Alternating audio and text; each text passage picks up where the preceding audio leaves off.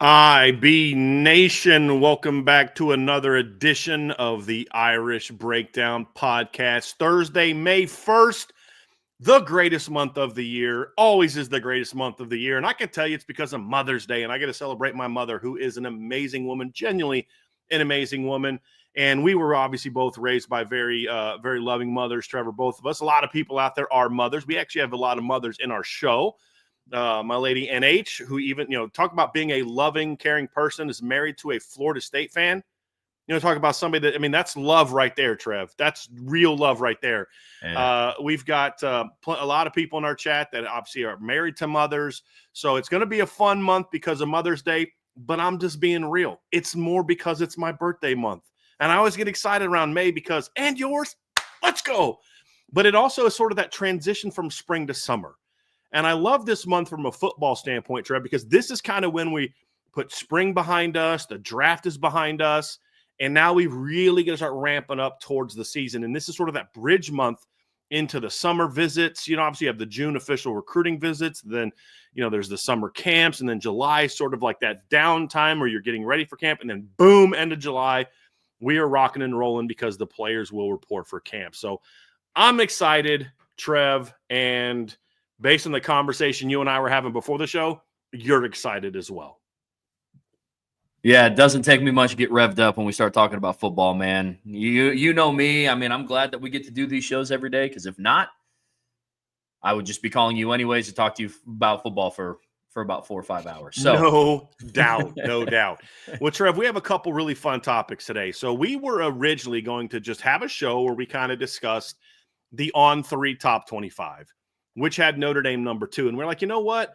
We'll kind of talk about that briefly and as part of what we're going to do. But we're like, look, I can't stand people that just take rankings and take lists and say, this is dumb, you should have this.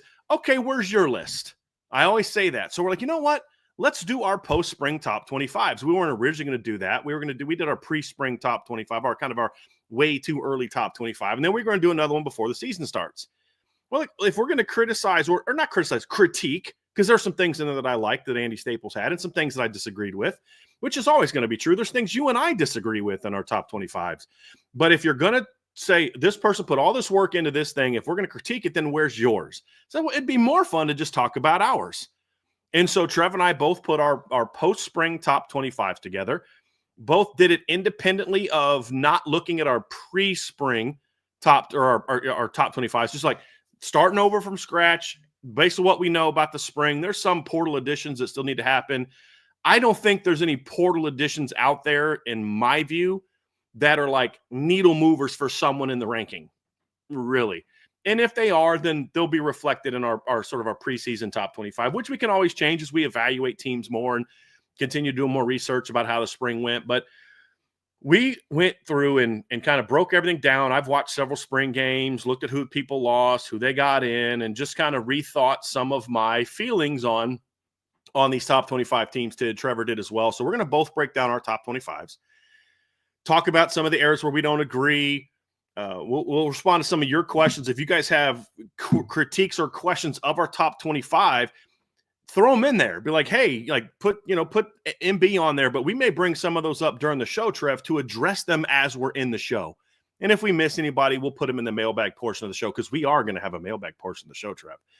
But the other part of the show is the one that we also promised that we were going to do yesterday, which is there are some reinforcements showing up to Notre Dame this summer, Trev. The rest of the freshman class is going to arrive this summer. I do think there's certainly several impact players in that class. Our number one overall, actually my number one and number two, I believe, overall offensive recruits in the 2025 class both show up this summer. Couple of my top defensive recruits show up this summer. And so there's going to be some players that arrive in June, Trevor. They're going to help this football team. We talked about the transfer portal arrivals on Tuesday. We're going to talk about the high school arrivals here on Thursday, and I'm excited about it. So that's what's on the agenda for today. We're going to do our top 25, and then we're going to talk about some incoming freshmen. How are you not excited about that? How are you not excited about that? So here's what we're going to do before I kick the Trev and have him kind of lead us into this top 25 discussion, and just let you guys know kind of what our ground rules are. I do want to say this one thing. Number one, if you want to get a mailbag question in there, because we will do a mailbag at the end of the show, just put an MB on there. and we'll start starring them. And if they're related to our top 25 ranking, we'll try to get them actually in during the show and discuss them then. Some we may not get to, so we'll try to get those at the end of the show. But go ahead and throw those mailbag questions in there. Obviously, if you throw in a super chat, we'll put you up to the top of the list. We had David yesterday who got a comp to membership. Dave, I got to send you an email. I'm going to actually do that at some point in time during the show. I was a little slammed yesterday with some of the stuff. We got some constructions, Trev. You know, the madness has been going on around my house this week. But I'm going to get that to you today. So, dude, I'm ready to go. Get those questions in, everybody, and we'll do our best to address them. And what we would like to hear from you guys is if you have your own top 25 ranking, feel free to put that in there. But otherwise, we'd love to hear your feedback on our rankings. But just give feedback. Don't be like, that's dumb, right? Okay, here, you have this team ranked here. Here's why I would rank them higher. Or here's my question mark about where you have them. Because we have those about our own rankings. Trevor and I talked about this for like a half an hour. Like, dude, I have this team in my top 25, but I don't feel great about it. And he has teams like that too, or I don't have this team in my top 25, and I don't feel great about not having him in my top 25. So it's just all of that. So, Trev, why don't you kind of let people know sort of what our criteria is? But I just want to let people know we are going to do a mailbag at the end of the show. But if you have questions that are relative to our top 25, throw those in there now. And we'll try our best to address them during the show, because I think that adds to some of the fun for us is to engage with what you guys think about our rankings. And I just think that makes it a lot more fun. So I am ready to, NH, we just joined and I'm catching up. Thanks for the shout out, Brian. I got to play this for my husband. He'll love it. And I got a chance to meet him at the tailgate. So that's why I thought I could kind of joke with him a little bit. Really nice guy. Yeah. I was like, Florida State fan, like that didn't make you question his judgment at all. Like, you know, so, but that's true love will do that to you sometimes. You know what I mean, Trev? It'll do that to you sometimes. So anyway, I appreciate you very much, but I'm ready to rock and roll, Trev. Yeah, I'm ready to get after it today, man. Look, so when we put these lists together, one of the hardest things that we had to do, at least for me specifically, and Brian and I talked about this before the show, it is another year where there's not that juggernaut of a team that's that no-brainer number one overall. We were divvying it up and talking about teams in different conferences and who's looking to go where. And I think the most interesting thing about this and why we want to hear back from you guys so much is because there's a lot of room for variance. You know, Brian and I were going back and forth and just, hey, I had this team here. And he would tell me, hey, I have this team here. Both were making great cases as to why they were or weren't where they were in the rankings. So this one's tough. And it's hard because the field is so wide open right now. And that's what makes these lists really interesting. Now, there's some lists that I've seen out there floating around to Brian's point where I'm like, okay, like really? Like that team? Spoiler alert, Stanford's not in my top 25. But outside of the super obvious it should be in or the super obvious shouldn't be in, the margin of where teams fall in the top 25 was really difficult to place who goes where.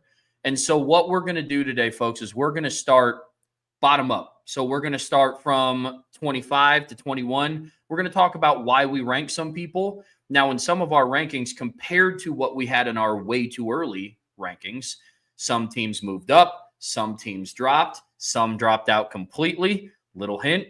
So it's going to be fun to dive in and talk about this today, Brian. But big picture for both of us, it was interesting to put these lists together. Yeah, and just my big takeaway is I do think the college football playoffs is very wide open this year. I think the SEC is wide open this year. I think the Big Ten is wide open this year. I think the Big 12 is wide open this year. I think there's a very clear number one in the ACC, but they're not the juggernaut that they've been in the past. And there's other teams coming along that I have in my top 25, some teams that are not in my top 25, like a team that I'm going to talk about that's not in my top 25 that I got my eye on is Louisville.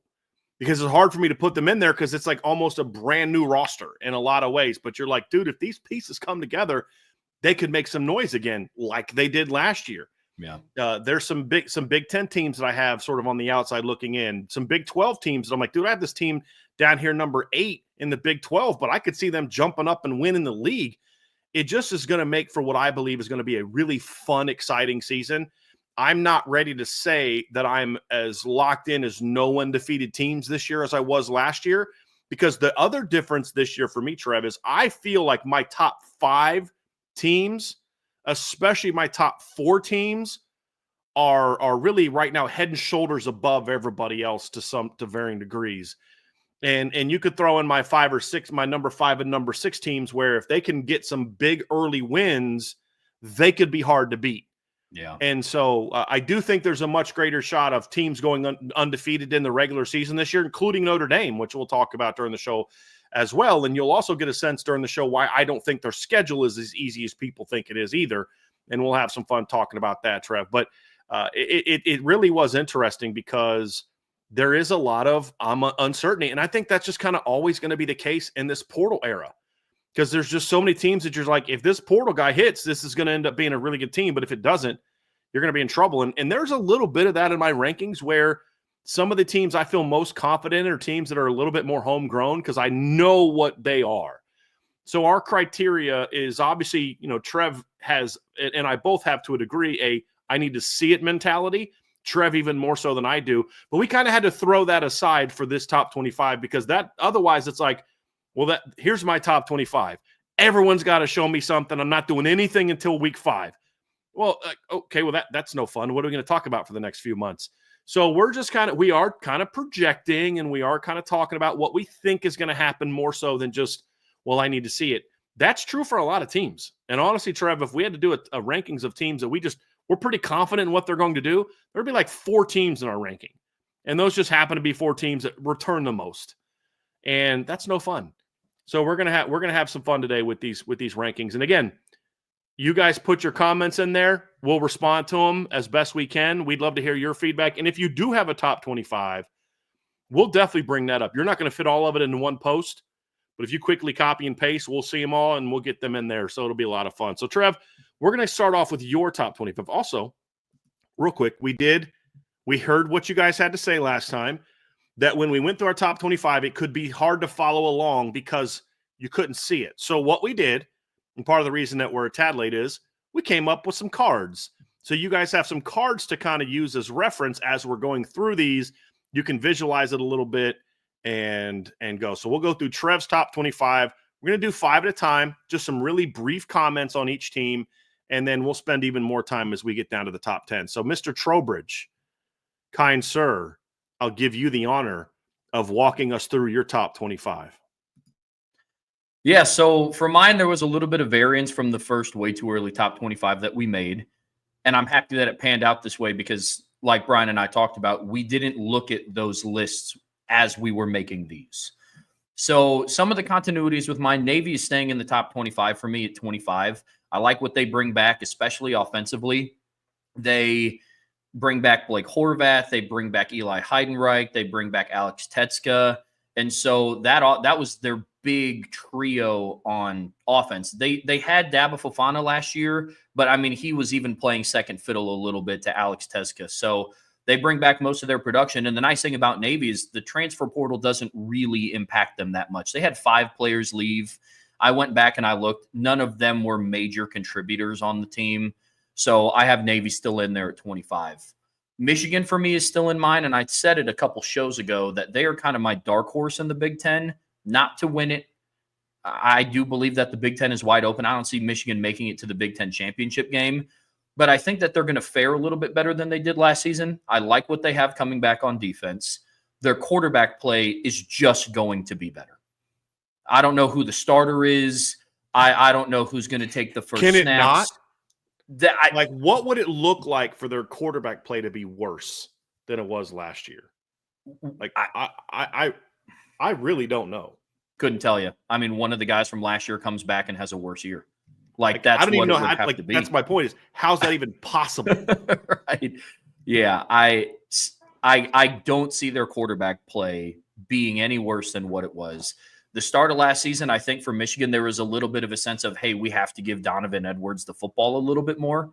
I think that kind of caused for the late arrival of Khalil Mullings. And now this year they have a really good portal pickup with Justice Haynes from Alabama. Love that pickup. It's one of my favorites of the offseason. Biggest questions for me, though, I don't know what the offensive line is going to look like for this team. And the weapons on the perimeter for Michigan are not good, especially at the level of football and the level of competition they're going to be playing this season. Now, an argument could be made that Michigan has never really been known for producing top-level talent at receiver. But even in their national, buddy, they had the number 10 overall draft pick as tight end last year, man. That's fair. That's fair. So I guess that was a little sarcasm, by the way. I know. He's a very good player, but he is. He also didn't play against Ohio State. And I'm also carrying a little bit of weight too of how Michigan finished their season.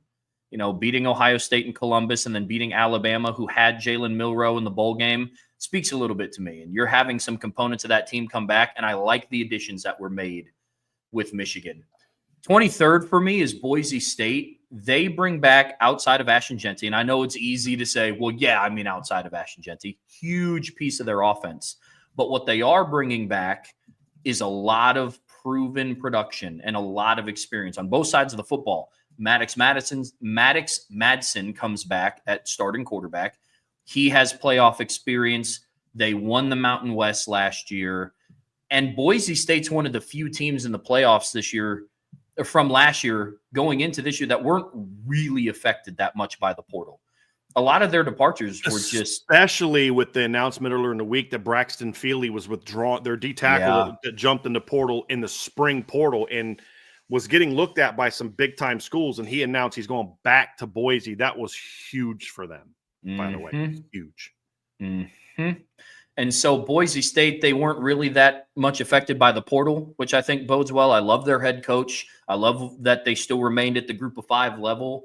And I like everything that they're bringing back. So Boise State's in there at me for 23. 22nd for me is Ole Miss. This is one of the teams for me where if you wanted to make the argument they shouldn't be in the top 25, I would hear those out, truly. I don't love their roster. It's going to be hard for them to replace everything that they lost last year, especially offensively. I don't know if their front 7 can repeat the performance that it did last year with some of the losses that they had in there as well. For me, some of this ranking came down to if I dropped Ole Miss out of the top 25, I don't know in good conscience who I would put in front of Ole Miss. I think that was kind of tough for me. But Ole Miss, for me, they're outside of my top 20. They're at 22. And then rounding out my 25 to 21, I have Iowa State. They're one of the teams that nationally I think is getting a lot of hype around the Big 12. Rocco Becht comes back. I'm not super high on Rocco Becht. Iowa State, a lot of it last year, they played for the Big 12 championship last year. In my opinion, I think they backed their way into that a little bit more than they did like really going in and earning their spot in the Big 12 championship. I think they were helped out a little bit by some of the losses that happened in the Big 12 in November.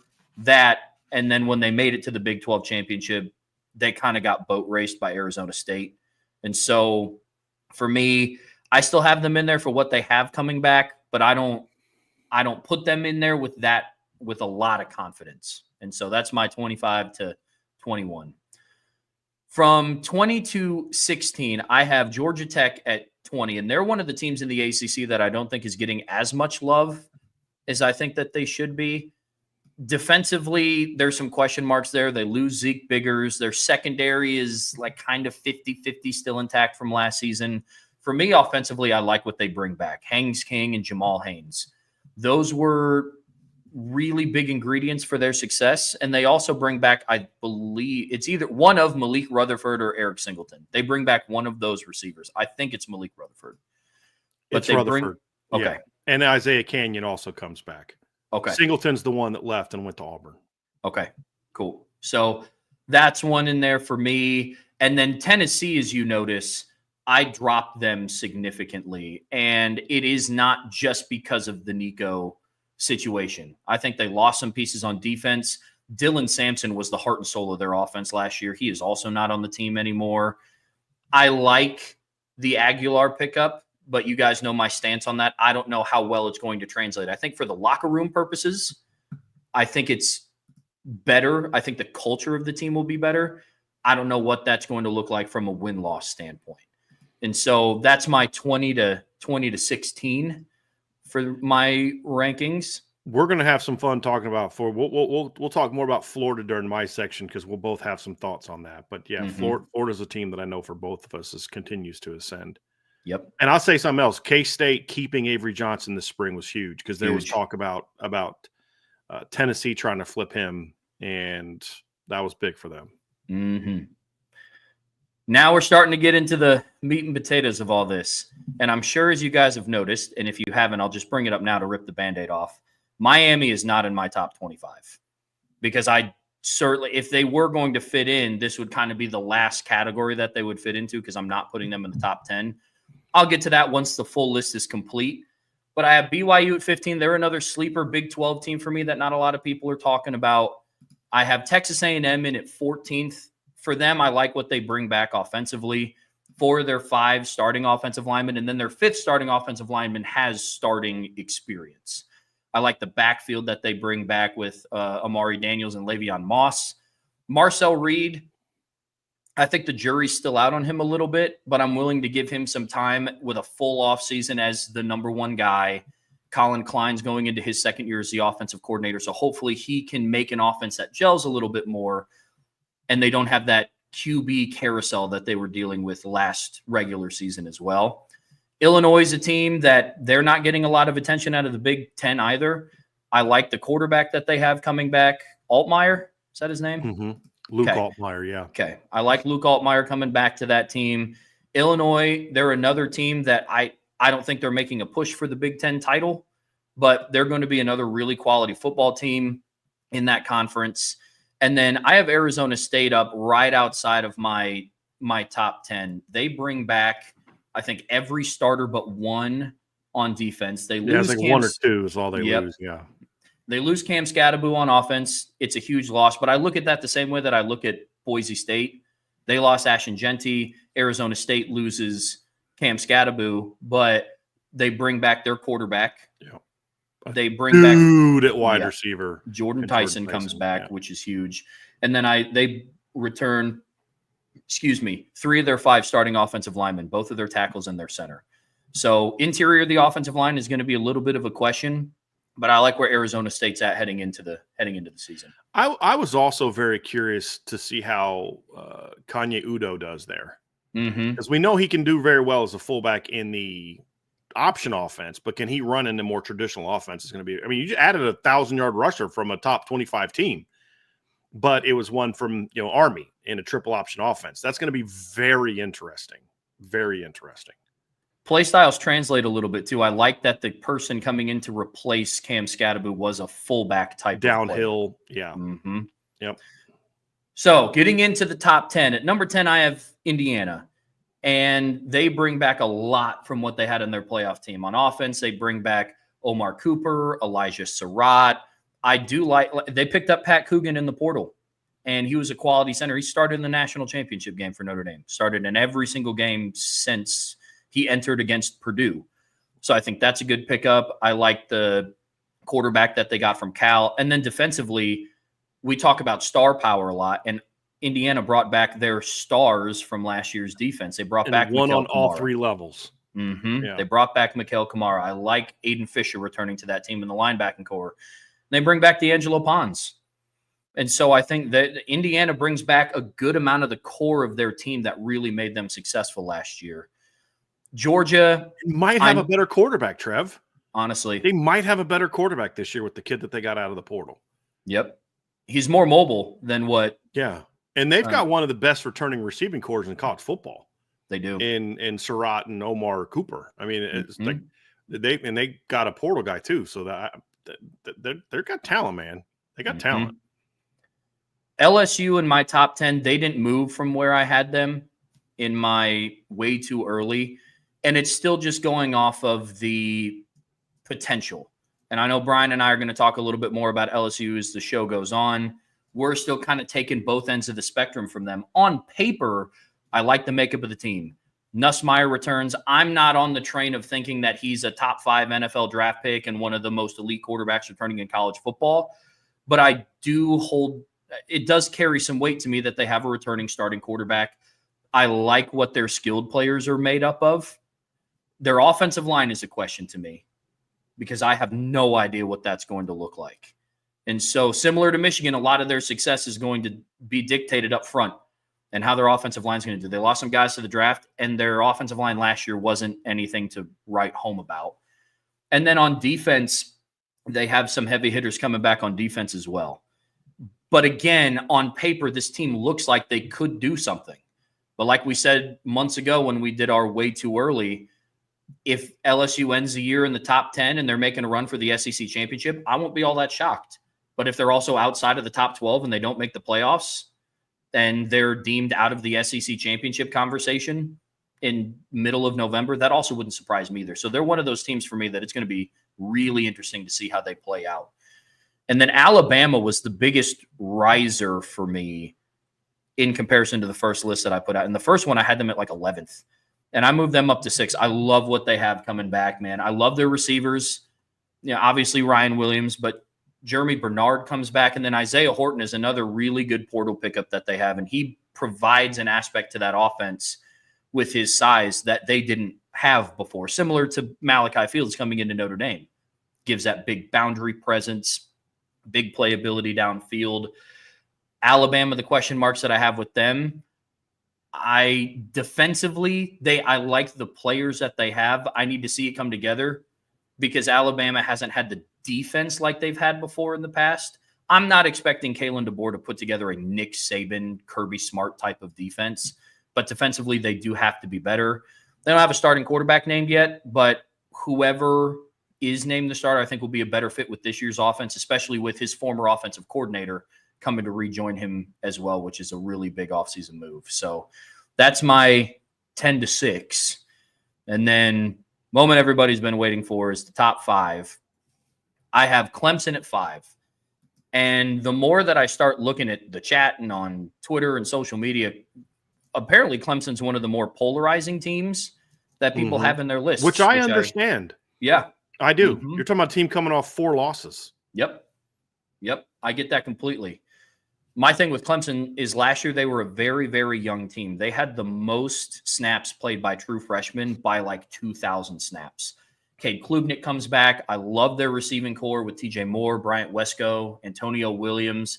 They returned 4 of their 5 starting offensive linemen. They return a lot of solid defensive players. Peter Woods, TJ Parker. Wade Woodaz is a good linebacker.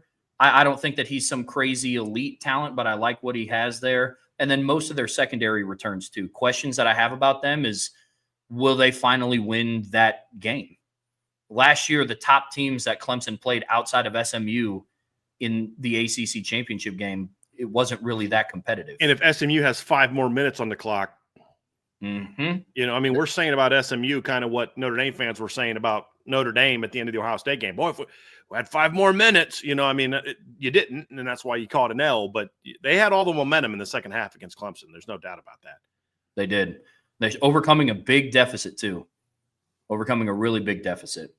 At 4, I have Texas, and they're a team that actually moved down for me. I love their running back room with C.J. Baxter and Quintravion Wisner. They have a young quarterback, but their quarterback with Arch Manning has some experience. I'm not putting as much on him as some other national outlets are. I don't think that he's going to be clear-cut the number 1 player in college football next year, but he has experience in big games. I like his talent. So he brings an aspect to that offense that I don't think that they had last year with Quinn Ewers. He's a little bit more mobile than what he is. Questions for me with Texas A&M or with Texas is how they're going to be in the trenches. Their offensive line is shaky. I don't know how they're going to be. And then they made some portal additions on the defensive line with Murad Watson and the kid coming over from Purdue. But the defensive lineman they picked up from Purdue, I think that's fine. I think they overpaid for him. Murad Watson's a quality football player, but he's not going to come in and be the interior defensive lineman at Texas that like they've had before in the past. And so those are my questions for him. And then I have Ohio State 3rd. The top 3 for me was tough because I understand different orders for all 3 of these teams. I truly do. What it came down for me is just how much Ohio State lost. They replaced both coordinators. They lost both running backs, their starting quarterback, their insurance policy at receiver, and Emeka Egbuka. Now, mind you, they still return Jeremiah Smith and Carnell Tate, so receiver, they're going to be fine. For me, it's more so the defense. They lost a lot on defense. They're replacing them with really, really good football players. But it's kind of more of the, in comparison to the top 2 teams, why I have Ohio State 3rd is it was still a little bit of that I need to see it factor. Just a little bit. I saw it last year in spurts. I like Jermaine Matthews at corner. I like Arvell Reese at linebacker. I think with some of the issues that Denzel Burke was having this year, I actually think there were times that Jermaine Matthews might have been better than the kind of banged up, like not really like he was a little not. This was definitely not the best year we saw from Denzel Burke. I agree with you on that. Agreed. And then I have Penn State at 1 for all that they have coming back. They returned their starting quarterback, both running backs. I really like the Trevor Pena pickup in the portal. They return 4 of their 5 starting offensive linemen. They return really good production. They maintain their offensive coordinator. And then I like their defensive coordinator pickup with, the guy coming over from Ohio State. His name is escaping me right now. Can't believe I'm forgetting his name. Jim Knowles. And so that's what ultimately led them to put me there, for me to put Penn State there. Notre Dame is at 2. They're another team that moved up for me. I think I had them at 3rd in my way too early. And full transparency, one of the reasons I didn't put them at 1 is I thought it was going to be a little homerish, because this spring they really impressed me. And some of that is just projecting what they still have yet to get on campus. And so that's my overall top 25 rankings, Brian. Yeah.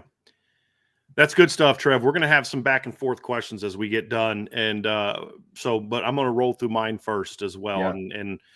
And I'll give you guys my top 25, and we'll kind of go over some of the differences. And I'll kick things off by saying 3 teams dropped out of my top 25 from being there in the postseason one. One is Tennessee, Virginia Tech, and Michigan. Virginia Tech didn't have the portal season that they needed to. They lost some guys, didn't add some difference makers. They were sort of on the fence with them anyway. That's why they dropped out. And then it's also partly because there's some other teams, like I really like what Georgia Tech is doing and how their spring went and some of the different things that they kind of went through this offseason. So it's not just about, hey, Ole Miss is another team that I think the portal was a little better for them. There's some questions that I had that got answered during the spring about who's going to play here and these type of things.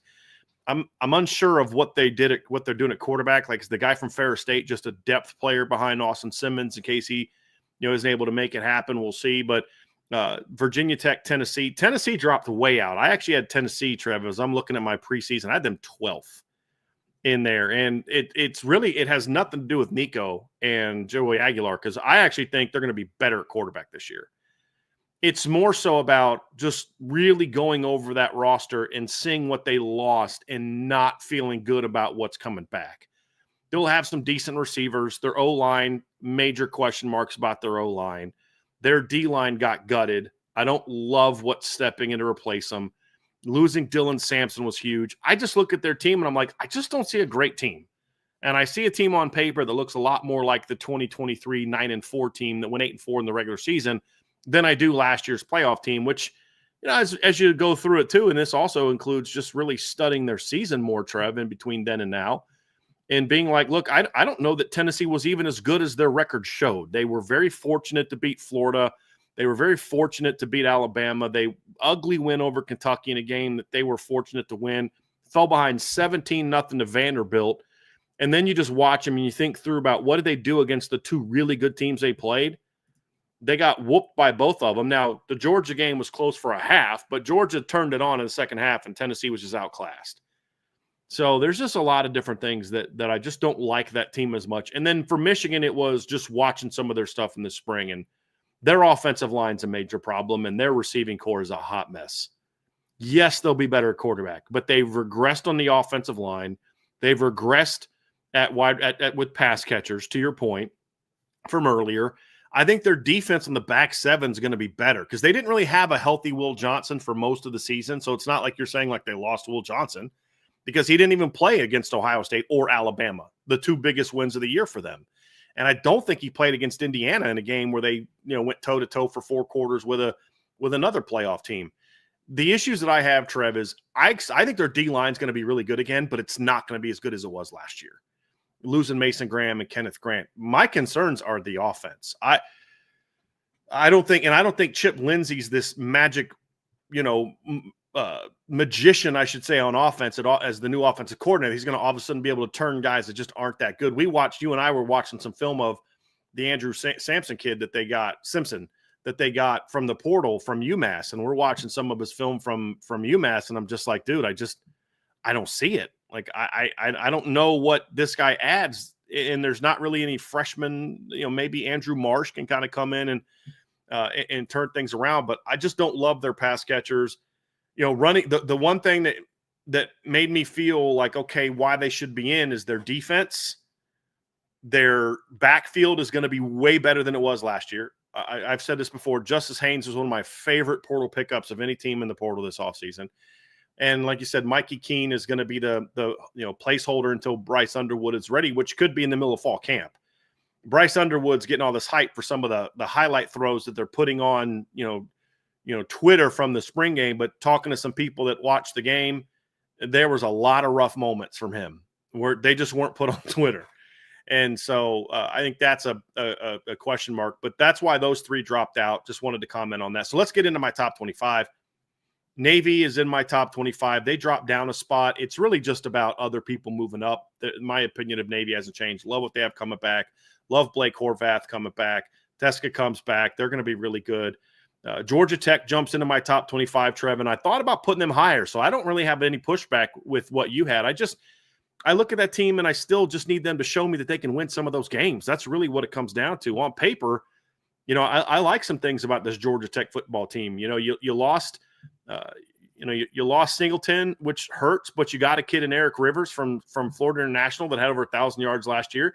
Get a little bit nervous because Notre Dame had a situation where they had a 1,000-yard receiver from Florida International that came in. He kind of stepped in for Chris Mitchell, but I still contend, having watched Chris Mitchell all year, that if Chris Mitchell was on this year's offense, he'd be a lot more productive. And like I said, the Eric Rivers kid's a good football player, put up even better numbers than what Chris Mitchell did 2 years ago, double the touchdowns, more yards per catch, really good football player. And he doesn't have to be their number one because they have Canyon and Rutherford coming back. The O-line returns 3 starters. Look, I kind of feel like with Brent Key as the head coach, their offensive line is going to be tough and physical, and that's just what they're going to be. One of the best backfields in college football coming back in Haynes King and Jamal Haynes. I love that group. They just need Haynes King to be healthy. That's the key. Their D-line's a big question mark for me. Zeke Biggers is a kid that at times was really good, but he was very inconsistent. They don't have a guy there now. They got a kid from UCF who's a solid football player. He's not going to be as good as Zeke Biggers is, but can he be more consistent? That's more the question mark. They were really banged up second half of the year at linebacker. I think they're going to be, better there. Their secondary, I like what they have coming back, and then a couple portal additions. So I just really like this Georgia Tech team. They have to show me that they can win some of those games. That's going to be the key. They have a tough schedule again. Boise State, you mentioned, good football team. They're going to be a top 25 team. They're not going to be top 10 team. That's why you don't have Ash and Genti here. Well, they lost Ash and Genti. Exactly. That's why they're not preseason number 9, that they're preseason number 23. And he was very good, but it's not like they were a 4-8 team if you take him off. They're still a good football team. Ole Miss, I'm back and forth on Ole Miss, Trev. I do like some of their portal pickups. I do think they got some quality portal pickups at receiver. They've just got to bring them all together. He has shown the ability more than some other teams to get portal players at receiver and get them going. You're not just needing Trey Wallace. You've got DeJon Stribling is a solid player. They got some other guys. Caleb Odom, I think, came in from Alabama. So there are some players there. The offensive line's a bit of a question mark for me. The D-line, the defense lost a ton, which is why I didn't want to put them in the top 25 before. Them being in is more just about some of my question marks with some of those other teams. And thinking to myself, if they played head-to-head, would Ole Miss beat those teams? Would they beat Michigan? And I'm like, yeah, I kind of think they would. Would they beat Tennessee? I think they would. Would they beat Virginia Tech? Yeah, I think they would. And that's why they're in. Miami at 21, I still believe Miami's a top 25 team overall, Trevor. I think that they have question marks like a lot of people do. What it comes down to me is this.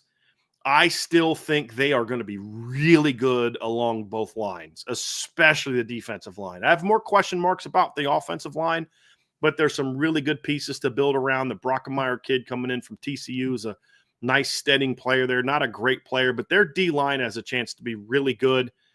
And their linebacking core has a chance to be still pretty good. And their secondary had a much-needed boost in portal guys that should help them. I don't know a lot about their D coordinator, so that's going to be an important piece of this. But I think there's still enough firepower there. Getting Nikar back out of the portal, I think, was big. The running back they got from North Dakota State gives them depth there. I'm not in love with that kid. He's a nice physical runner. He had 1,000 yards as a freshman last year at North Dakota State, but he averaged 4.8 yards per carry at the FCS level. Like, yeah, that doesn't really blow me away, but they don't need him to be that guy. He's part of a depth group with Jordan Lyle and Mark Fletcher. He's part of a sort of a trio of running backs. And so I still like them enough to say I think they're a 9-3, 8-4 potential top 25 team. I could see them falling out, Trevor, but some other teams have just as big of questions as they did, and they weren't as good as Miami last year. Could I see USC at the end of the year being better than Miami? I could see that. But right now, I can't make that prediction right now because USC has so much more to prove than Miami. And there's just a lot of teams like that, like Louisville. I could definitely see Louisville being better than Miami. But how can I truly, honestly project that when like 80% of their roster is new guys that haven't played together? That's what makes some of that hard to be honest about. See, there I am with my phrases, to be honest. Of course I'm being honest. But that's my big concern about Miami. My next group is Nebraska. You and I were talking about this before the show. I have two very contrasting views of Nebraska. The first one is they got to show me that they can win some games. Like, that's the big thing about Nebraska. Like, they were such a disappointing team last season. To kind of come out the way that they did early and look like they did early, I mean, just absolutely plaster what ended up being a 9-win Colorado team, just absolutely blasted that team. And honestly, if you watch the game, it could have been worse. Like that 28-10 score was not as close as it indicated. Had the loss to Illinois, bounce back with a couple wins. You start off 5-1, and then you just kind of fall apart, and it's the same thing over and over. Yes, they got blown out by Indiana, but the rest of their games were all one-score games. And it's the same stuff as before. They don't know how to win. Their wins were by 33, 18, 31, 18, and then a 7-point win over Rutgers. And then a 19-point win over Wisconsin. They either win by a bunch or they lose. That's basically what it is. If it's a close game, they're going to lose. That's what's been their MO, Trev. You lose to Illinois at home in overtime. You have Ohio State down in the fourth quarter with multiple chances to win that game on both sides of the ball, and you can't get it done. You lose at home by a touchdown to UCLA. You lose to USC by 8. You lose a 3-point game on the road to Iowa. This team has to learn how to win. That's one side of the coin. Well, dude, after everything you just said, how do you have them in the top 25? Because I look at their roster, and I'm like, dude, that's a loaded roster for the Big Ten. Like, that is a top 15 roster talent-wise, in my opinion. And they're not a top 25 team on what they've done. So I had to find sort of that happy medium and say, look, yes, they have to prove this, but I look at the things they added in the portal. I look at what they've got coming back. They give Dylan Raiola some really good weapons with Naziah Hunter from Cal and Dane Key from Kentucky. They've got some really talented young tight ends. Yes, they lost Thomas Fadone. He had a hard time staying healthy. They've got a couple veterans coming back. They've got Carter Nelson's going into sophomore year. He's a really talented kid. Notre Dame fans should remember him. They got Mac Markway coming in. He was a guy that transferred in, I think, a year ago. Not a pass catcher, but a guy that gives you a big body that can provide some blocking. And they've got good running backs that could take some of the pressure off of Dylan Raiola. The big key for them is the offensive line. They've got to get that going. Can Elijah Pritchett be better for them than he was in his last stop at Alabama? That's a big question mark, but he's big and talented. So Nebraska's the hardest team. They're the team I'm either going to be like, dude, great call having Nebraska there because they were 9-3 and, or it's going to be like, dude, how did you have that team in your top 25? That's basically how it's going to go. Iowa's another one I have a tough time on, Trev, because I like a lot of what they do. And I keep hearing all these people like, they always tell me like, man, how Nebraska's not a very good program and they're not this, and how can you have them there, and how can you think that? They got no offense. And I'm like, dude, they didn't have any offense last year. They went 8-5, and they should be better on offense this year. They didn't have any offense the year before that. Might have had one of the worst offenses I've ever seen of a Power 5 team, and they won 10 games. Like, And what it really comes down to for me with Iowa, Trev, is I like the quarterback they got in the portal. That's really all it's about for me. They're going to be an 8 to 10 win team depending on a couple different factors. How good's their D-line, how good's their O-line, and then what do they have a quarterback? And I think they're going to be pretty good on the lines, and I think getting Mark Gronowski from South Dakota State was a really nice pickup. Is it make him a Big Ten contender? No, it doesn't. Could I see them falling behind a couple of these other teams? Absolutely. But I feel like at least with them, there's a level of I kind of know what they are to some degree. And so that's kind of where I'm at with with Iowa. Kansas State, nothing more than what you said, Trev. They've got a dynamic backfield. I mean, name me a team that's got a more explosive 1-2 punch at quarterback and running back than Avery Johnson and Dylan Edwards. The answer is you can't. Their defense should be better. They did lose some key players. That's a big question mark for me, but I do like this Kansas State team. South Carolina is a team, Trev, that I could see being around this 17 range where they were last year. I could see them jumping up, but I'm just not on the hype train with South Carolina that a lot of other people are. Part of that is because I think Lenora Sellers is a good quarterback. I think the story of Lenora Sellers is way beyond what he actually is. I saw a mock draft the other day that had Nicholas Harbor as a first-round draft pick, and I just kind of had to chuckle. And they talk about his elite speed, and I'm like, the dude has averaged 14.5 yards per catch last year. He has yet to have a 400-yard season. It's all about the high school ranking and the fact that he's an insanely fast player on the track. He's got to prove to me he can actually be a good football player, though, on offense. That's the question for me. And I look at a lot of the different, their offensive line, major question mark. Love young Josiah Thompson, a left tackle. He gave up a ton of pressures last year as a true freshman. 6'7", over 300 pounds. Is he going to be able to make a jump? That's going to be a key for them. Much like Anthony Knapp for Notre Dame. Can he make a jump? The rest of their offensive line, it's going to be okay. They lost some guys. I like what they've got coming back, but how good is it going to be? How do they replace Rocket Sanders? And then their defense basically just got completely overhauled. They do have a stud to build around, though. Dylan Stewart's a pretty good piece to build around, but they lost a lot from their team last year. And I just got to – and even with all the talent that they had last year, they still were a 3-loss team that finished outside the top, 13, 14. So me having them 17th is saying, like, hey, I expect them to kind of stay where they were last year. And, that's kind of where I'm at on that one. So that's where I have those teams. Trev, SMU, I like that team. I think that they come down a tad, but still have a lot of talent coming back. Had a decent portal session, and they got a couple freshman receivers coming in that I think are going to be dudes. Yeah. Like absolute dudes. I like the Florida Gators, Trev, and it's not just because of DJ Lagway. I'm actually one of the people that's like, DJ's got to show me something. Like, number one, he's got to show me he can stay healthy for an entire season. Yeah. And he is a big part of their ranking. If he's not in there, I don't have them ranked this high, but he is there, and he is supposed to be fine. But it's more so I like their overall team. I think getting J. Michael Sturdivant out of the portal is huge. I love J. Michael Sturdivant. I think Eugene Wilson is a kid that's on the verge of really taking off. A couple young receivers they got that I like. Aiden Mizell is a kid that's got some potential. They got a couple incoming freshman receivers, especially Dallas Wilson, that's got a chance to help them out this year. But their defense is what I really am banking my jump for Florida around. I think when you watched them late last year and you started to see this team get better and better and better, big part of it, Trevor, was their defense. I think their defense got a lot better. Of course, they lost some guys like everybody did, but Caleb Banks is a really big physical kid, has some tools, a little raw, but has a lot of tools. Tyreek Sapp's a good edge player. They've got some young players coming in. Jalen Wiggins is a guy that Notre Dame tried to flip. I think he can help them out as a freshman. Miles Graham steps in the starting lineup. It's really wild thinking about Miles Graham maybe being a starting middle linebacker for them. When I watched his dad Ernest as a running back at Florida back in the day, they got a lot of talent coming back. Their secondary has some talent. Devin Moore's healthy. He's a kid that Notre Dame had committed that flipped during the coaching change. If he's healthy, he's a really good corner. He just has to stay healthy. Health is a big thing for them, Trev. But when I just kept going through their roster, I just kept being like, dude, this defense, this team has got some talent. They just have to be able to find some answers on, just a consistent basis. Their defense had a couple rough games late in the season. obviously against Texas and Ole Miss, but they had a really good performance against LSU in an upset win. They shut down Florida State's terrible offense. They dominated Tulane's offense.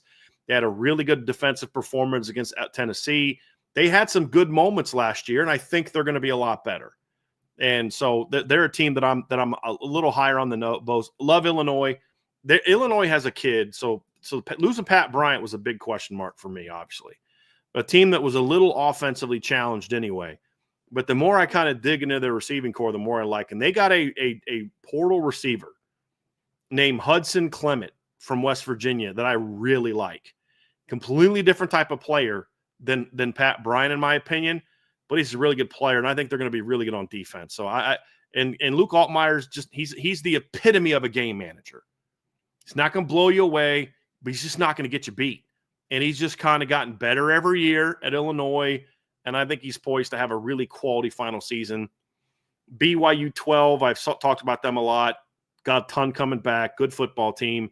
The two SEC teams are interesting, Trev, because when I look at LSU, you nailed it. There's some spots where I'm like, dude, this team is really good. Their pass game has a chance to be really good this year. They got some good receivers in the portal. They had good receivers last year.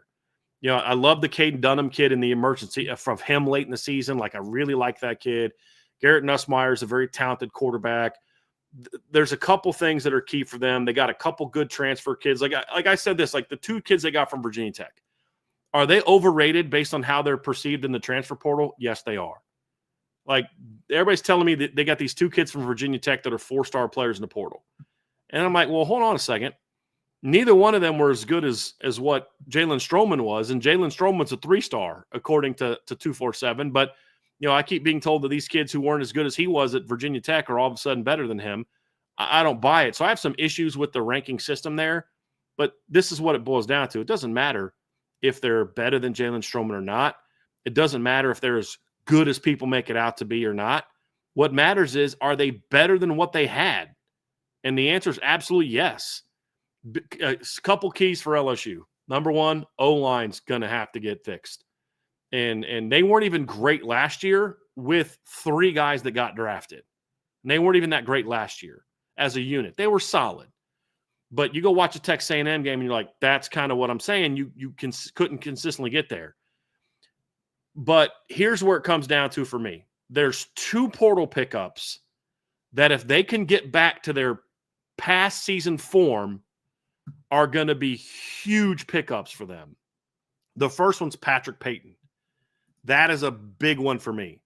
Patrick Payton is a kid that 2 years ago showed a lot of talent for them. A lot of talent. Very twitchy edge rusher, really dynamic kid, big-time potential, big-time pass rusher when he wants to be. Last year, he acted like he didn't even want to be out there.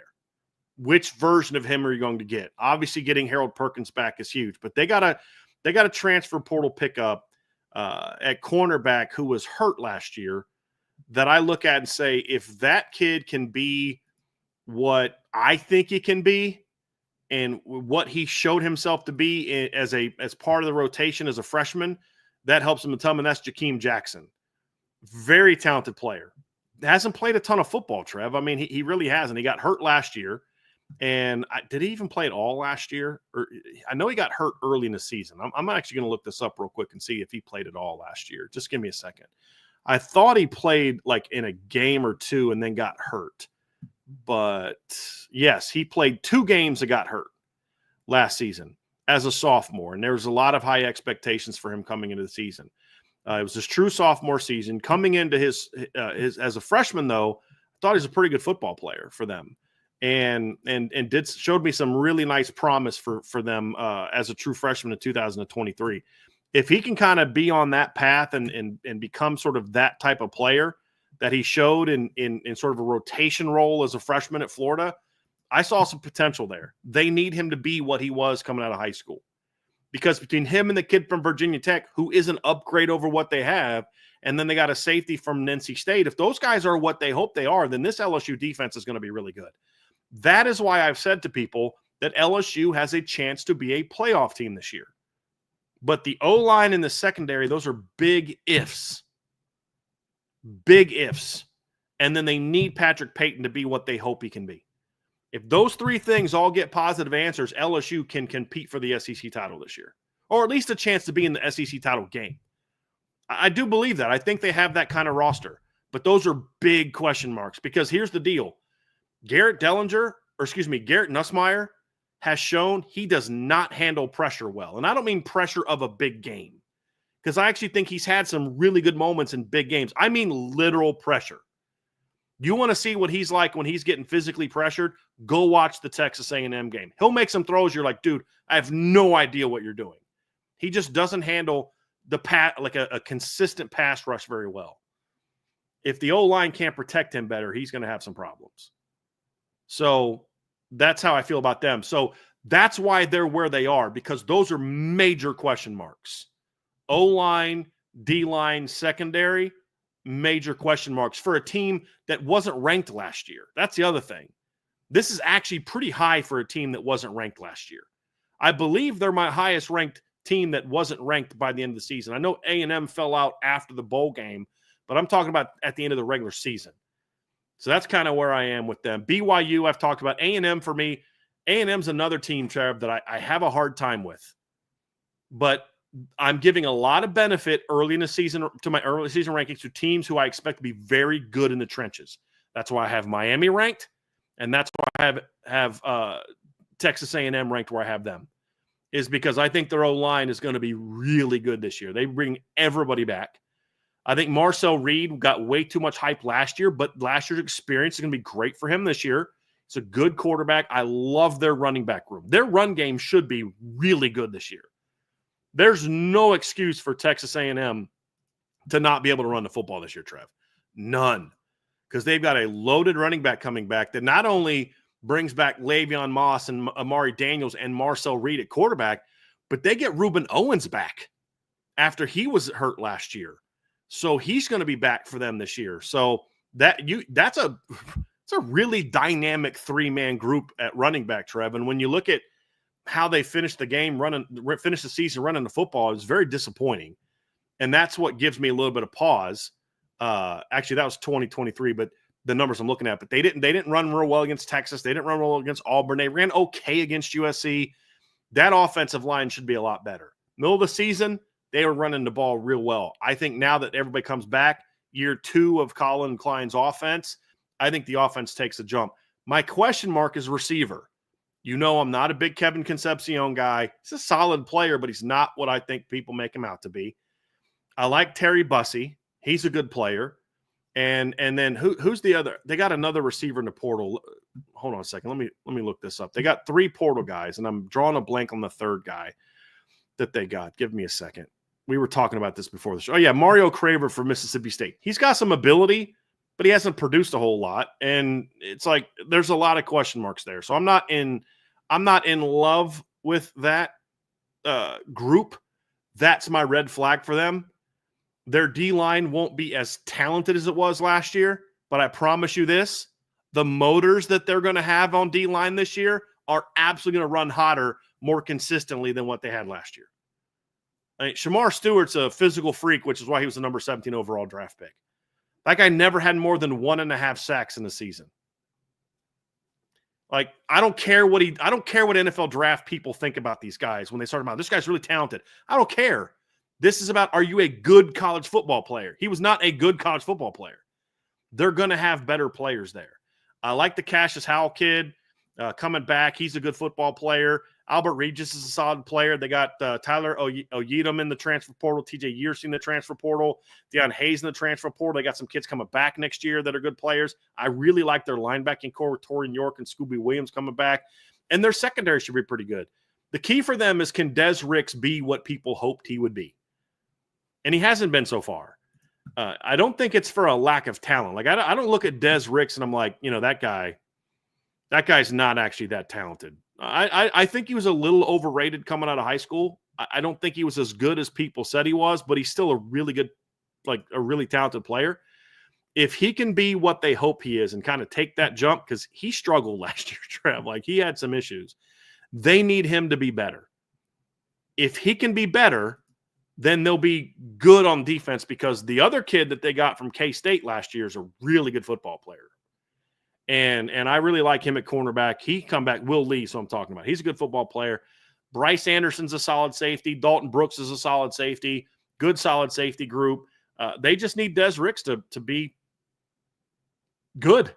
He wasn't good last year. They don't need him to be a 5-star player because I don't think he was a 5-star player. I think he was overrated. But I still think he was a top 100 to 150 caliber player. If he can just be that type of player for them, I think that solidifies their defense. And now you're in year 2 of what Mike Elko is trying to do. I'm putting a lot of stock on the year 2 aspect of this. I'm so shocked that a lot of people don't have A&M in the top 25. Shocked. Yeah. I told you my conspiracy theory earlier. I think it's because they want to not have Notre Dame get an early season win over a ranked SEC team. And then when they start winning a bunch, they can do the whole, well, they're a whole lot better now than when they played Notre Dame. Remember when they tried that crap last year and then A&M lost like 4 in a row? Yeah. Like, oh, maybe they weren't a lot better. Maybe they were that team. I'm kind of joking, but I'm also not. I just don't understand how you can not have A&M in the top 25. I don't get that at all. I really don't get that at all. And I also think, like I said, year 2 of Mike Elko, you're going to be better. Let's get into my top 10, Trev. Let's wrap it up here. Arizona State, for all the reasons you mentioned. Indiana, for all the reasons you mentioned. I love their receiving core. I do, man. I think that's a really good receiving core. Like, yep. Does Notre Dame have more upside? Yeah, I think so. But, man, that group's got a chance to be really good. The key for them on offense, obviously, is getting that offensive line to come together because it is going to look a little bit different. You did lose the right side of your offensive line. I don't love the Mikulski kid they got out of Ohio State. They're going to need him to be better. That's going to be a big one.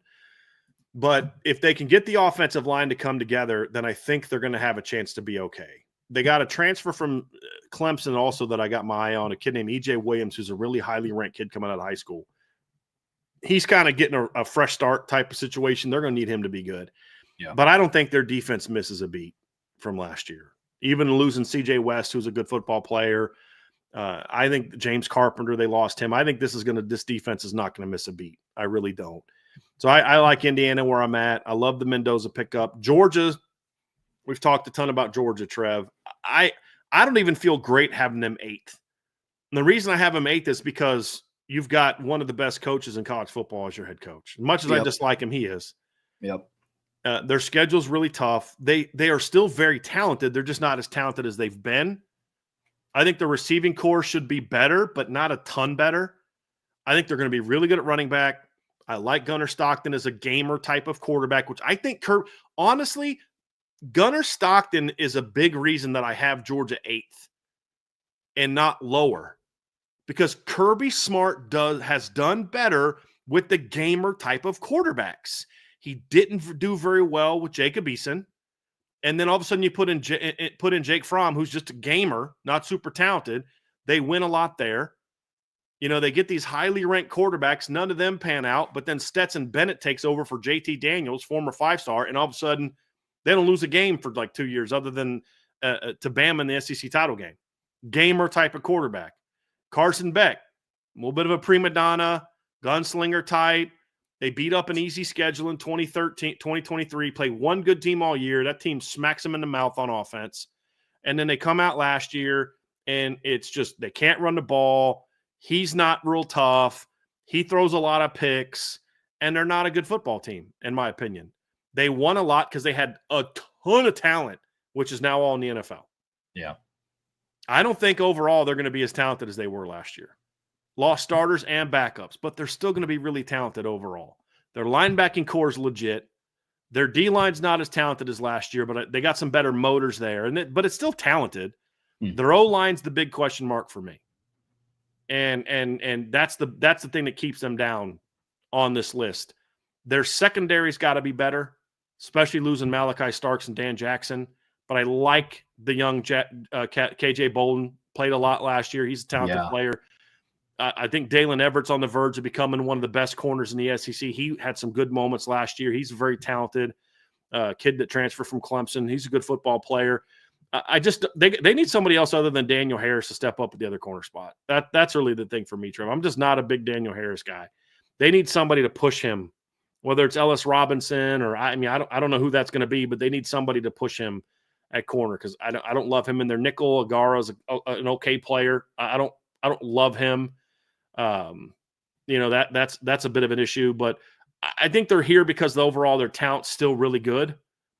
And I think Kirby tends to do better when he's got that gamer type of quarterback. And I think Gunner's a gamer type of quarterback. I actually think he's going to end up being a better winner for them than what Carson Beck was last year. But I worry that the talent around him is not going to be as good as it was for past quarterbacks. Oregon, I think Dante Moore is going to thrive in Will Stein's offense. At the end of the day, that's what it comes down to. I think he's going to thrive. And I don't know that it's going to happen right away. The reason I have them 2 spots lower than I did in the spring or in the winter is because of other teams being ahead of them. Yep. It's more so about liking what I'm seeing from Alabama and Clemson. The thing for me with Oregon is they lost a lot of NFL talent at receiver, D-line especially. They've got some kids coming back, but they're asking a lot of portal guys on the O-line and D-line to step up and be really good. The Isaiah World kid that they got from, I think he's from Nevada. I see people projecting him to be a top 10 NFL draft pick. That's a big transition going from there to playing in the Big Ten. How does he handle it? How quickly can he get up to speed? Does it take a couple games? Does it take all season? We'll find out. That's going to be a key for them because he's replacing a really good offensive tackle in Josh Connerly, who was a first-round draft pick this past year. Lost some really good tight ends, got some guys coming back. So there's a lot of different guys that I like in the portal, but it's just going to take a little bit of time for them to come together. Whereas last year they were returning a lot and had a veteran quarterback. They just got a lot of new pieces, and I think it's going to take them time. I think Oregon is one of those teams that you don't really want to play late in the year. Like, you better hope you keep them out of the Big Ten title game, because if they make it to the Big Ten title game, I think they can beat anybody in the Big Ten by the end of the year, is the potential that this team has. They just got a lot of question marks they got to answer for me, and they're relying on a lot of portal guys to step in and take over. They do have, though, some really good pass rushers coming back. That's going to be a big key for them. Clemson number 6, Trev, you had them 5, I had them 6. We see it the same way. They should be really good along the lines. Again, I put a lot on that. I don't think I saw Jordan Reed from ESPN, guy I like a lot, has Cade Klubnik as his number 1 overall draft pick. I don't see that. But you can't deny that last year he was a pretty darn good college quarterback. Yeah. Runs that system well. But here's the deal. Why did he look better last year? Part of it is his maturity, but you know what? It helps when you're throwing to some of the dudes he was throwing to last season. And you saw the way those freshmen were playing by the end of the year. Yeah. Like, those are some dudes that they got coming back throwing to them. The big key for me, though, is I think the line's going to be more consistent this year. That's really the big difference for me. You get all those guys coming back from last year. Your D-line was very young last year, talented but young. They're all back. Your secondary is the question mark, but the Terrell kid is really good. Yeah. The secondary's got to come together after some of the losses they had, and the O-line needs to be as good as advertised. If those two things happen, then I think this is going to be a really good Clemson team. And that's what's going to be the thing that allows them to win those games you and I talked about that they didn't win early. Their receivers were getting open against Georgia. Cade wasn't hitting them because their offensive line got dominated. That's the difference. I think that part's going to be better. And I think their D-line, especially getting Will Helt from Purdue, has a chance to be one of the 5 best D-lines in college football this year. They got starter talent, and they got good depth. Yep. If they can stay healthy, get their offensive line going, I think this team could be really, really good. Really good. My top 5, sorry, Roger Dodger, no USC. I have Bama 5. Trev, honestly, Bama might be higher for me if I had more, if I knew more about where they were at quarterback. But I see a lot of people that are down on Bama. I saw one of the preseason top 25s drop Bama from 3rd in their January rankings to 8th. And I'm like, what have you seen from Alabama that makes you think they should be 5 spots worse than they were from last year? Like, if anything, you should think that Bama's better, because we don't know who their quarterback is going to be. But from all accounts, their quarterbacks showed some promise this spring. the thing for me, though, with Bama, Trev, is I don't think people are putting enough emphasis on how dramatic the scheme change was for them on both sides of the ball last year. It was a very dramatic scheme change. It was a very dramatic stylistic change. And they struggled, and simply put, I don't care about Jalen Milroe's physical talent. He was a terrible fit in that offense. Terrible fit. Ty Simpson doesn't have to be a lights-out Heisman contending quarterback. He just has to get the ball to where it's supposed to go. And Jalen couldn't do that. They also have one of the best portal pickups of, like, one of my favorite portal pickups of the offseason, getting Isaiah Horton from Miami. It's not that he's an elite player. He's a good player, but he's the perfect complement to the other group that they didn't have last year. I think Jeremy Bernard's a really good player, really solid number 2. Ryan Williams is a star, but you get that big 6'4" boundary presence to work with that group. I like that group. I think their offensive line is going to be better than it was last year. Getting Ryan Grubb back from the NFL was huge for Kalen DeBoer. That might be the biggest coaching addition this offseason of anybody. With all due respect to Jim Knowles and Chris Ash and some of the other big-name coaches that moved, that might have been the biggest offseason coaching addition for an assistant in college football. I don't love their defense system-wise. I don't. But I like the talent. It's better than it was last year, depth-wise, because they had a lot of young guys that played a lot. They lost some studs on the D-line defense, no doubt. Jahad Campbell was a stud. But I think they have guys that more – I don't think they had any clue how to use Jahad Campbell last year. None. They had no clue how to use him properly. And they don't have to worry about that anymore because they have guys that more fit what they do. They're in year 2 of that system. They know how to run it. They had some guys that had some buy-in issues last year on defense that are gone now, and I think their defense is going to be better. But you can't dismiss the talent, and the coaching is really good. I still think Kalen DeBoer is an elite football coach. But again, that was a big change. Like, all the kids at Washington were bought in to him because they sucked. You had no reason to not buy in. We were terrible last year. Replacing Nick Saban, you caught a lot of, this is how Coach Saban did it. This is how Coach Saban did it. You could see it. You could see how Malachi Moore was reacting in games that he had no faith in the defensive staff and handled it very poorly. Well, those guys are gone now, and anyone that stayed is bought into what they're doing. Otherwise, they would leave. I just think we're going to see a big jump from Alabama this year. I do. And a quarterback that fits their offense, even one that's not as talented, is going to be important for them. I have Texas 4. I get the love fest with Texas. I think they're going to be very good as well. We're going to have an Arch Manning segment at some point in time this summer, Trev, because he is a very polarizing figure that you're seeing one of two extremes. There's either A, he's the number 1 draft pick. Come on, guys. Or B, he's not that good. If his last name wasn't Manning, he wouldn't even be starting. That's even dumber to the extreme. The truth is somewhere in the middle. He's a talented football player. I didn't think he was the number 1 player in the country coming out of high school, but I thought he was at least top 50. That's a pretty good football player. If his last name wasn't Manning, we would be excited about him, but we wouldn't be going over the top with it. That's forcing people to kind of overreact to it. My big holdup with Texas is not Arch Manning. I love their young skill talent. Getting C.J. Baxter back helps that backfield. Their D-line pickups were good this offseason. Their defense as a whole should be really good. It's the offensive line. It's the offensive line, and it's the mentality that Steve Sarkisian goes to battle with. Yeah. They physically got whooped in the trenches against the better teams in their schedule. He's got to fix that. And I don't know that he knows how to fix that, Trev. I don't. There's nothing in his history as a football coach. They weren't physical at USC. They weren't physical at Washington. He's got to learn that you can scheme all you want, but when you play teams like Georgia and Ohio State and Notre Dame, and you can have all the scheme in the world that you want, but when they kick your freaking butt in the trenches, your scheme doesn't matter. Why was Notre Dame's defense not able to do to Ohio State what they did to other teams? Because their offensive line held up and the other teams did not. Why was Notre Dame able to beat Georgia and Texas wasn't? Why was Notre Dame's offense able to score just as many points against Georgia as Texas did? They got the special. Why? Well, their defense helped because they dominated, but then also Notre Dame could at least hold their own against Georgia. Georgia's D-line outplayed Notre Dame, but they didn't physically beat up Notre Dame. They were just better. Their players were more talented than Notre Dame's players in the offensive line, but Notre Dame battled with them. Texas didn't.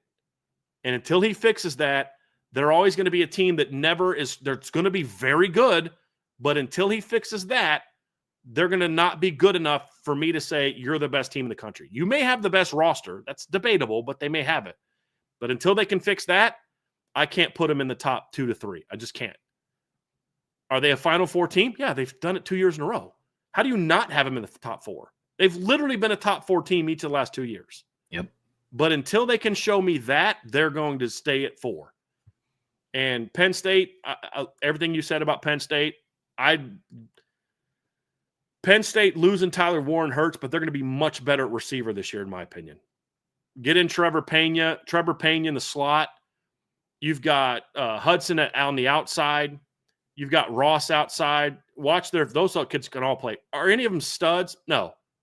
Like Pena was a system guy that's a good football player, man. Yep. Good slot player.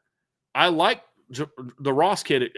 You watch him at Troy. He's a good football player. He's not Malachi Fields, but he's a good football player. The Hudson kid, go watch him against USC if you want to know what kind of player he is. Is he an elite dominant player? No, but they're all three just good football players. I promise you they're not getting shut out in a playoff game at receiver this year. They may not catch 15, but they're not catching 0. It'll be somewhere in between. Yeah. But you've got a veteran quarterback. I love their O-line.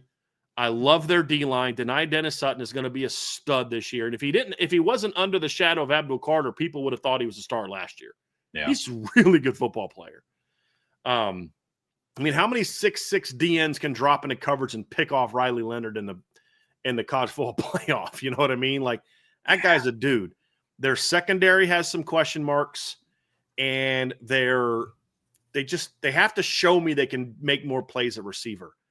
But, man, they return a lot of talent. There's a reason why they're 3 – Notre Dame at 3 and Penn State – or Notre Dame at 2 and Penn State at 3 didn't have a lot of guys get drafted.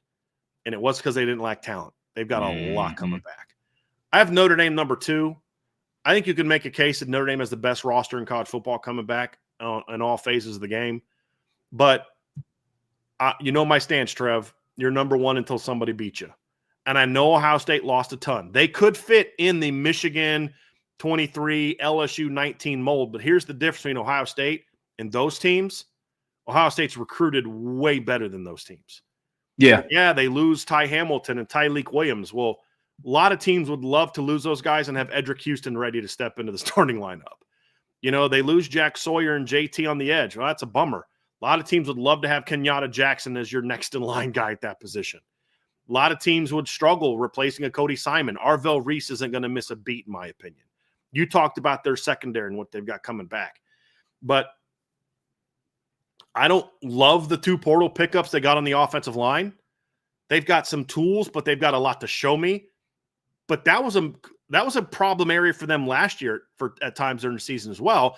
I think they can at least hold their own. I like Tyler Bowen as an offensive line coach, but the interior guys getting all that experience is going to be much better for them this year. Yeah. They may not be great at tackle. There's a chance they could be good at tackle if those portal kids can pan out. I've made my opinion known on them. Tools, but they got a lot to show me. But Luke Montgomery, Carson Hinsman, Tegra Tishabola, and then Austin Saraveld got a lot of playing time last year as rotation players. And then obviously with Carson stepping in with injuries at both guard and center. That's a talented group of players that I think are going to be really solid this year. And their running back room is not going to be as good as it was last year, but it's still good. I mean, James Peoples is a good running back. CJ Donaldson's a hammer. Doesn't have the explosiveness that last year's kids have, but he's a hammer. But man, that receiving core is going to be special. I mean, it is going to be really, really special. And they just need their quarterback to get the ball where it needs to get to. I like Max Claret, tight end. That was a really nice pickup at tight end. Yep. So that's a good pass catcher for him. Like, there's nobody in the country with better pass catchers than Ohio State. And I don't think that it's close. No. I really don't think that it's close. And so Julian Sayin doesn't have to come out there and throw the ball 40 times a game and just go through your reads and get the ball where it's supposed to go. It's not that hard. Hey, here's the deal. Number 4's never covered. Even if he's covered, he's not covered. You know what I mean? Like, you get to a pinch. Cardinal Tate's going to be a breakout player this year. I love Brandon Ennis as a complimentary weapon. Their depth there. I still got to go with them at number 1. Notre Dame, I didn't have number 2 in my last ranking, I don't think. But actually, I think I did. I'm more solidified now in that because at the end of the day, Trev, the D-line was a question mark for me. I feel very good about where that is now. There were no steps back at other positions, and now we know who the quarterback is going to be for the most part. I think we know who the quarterback is going to be.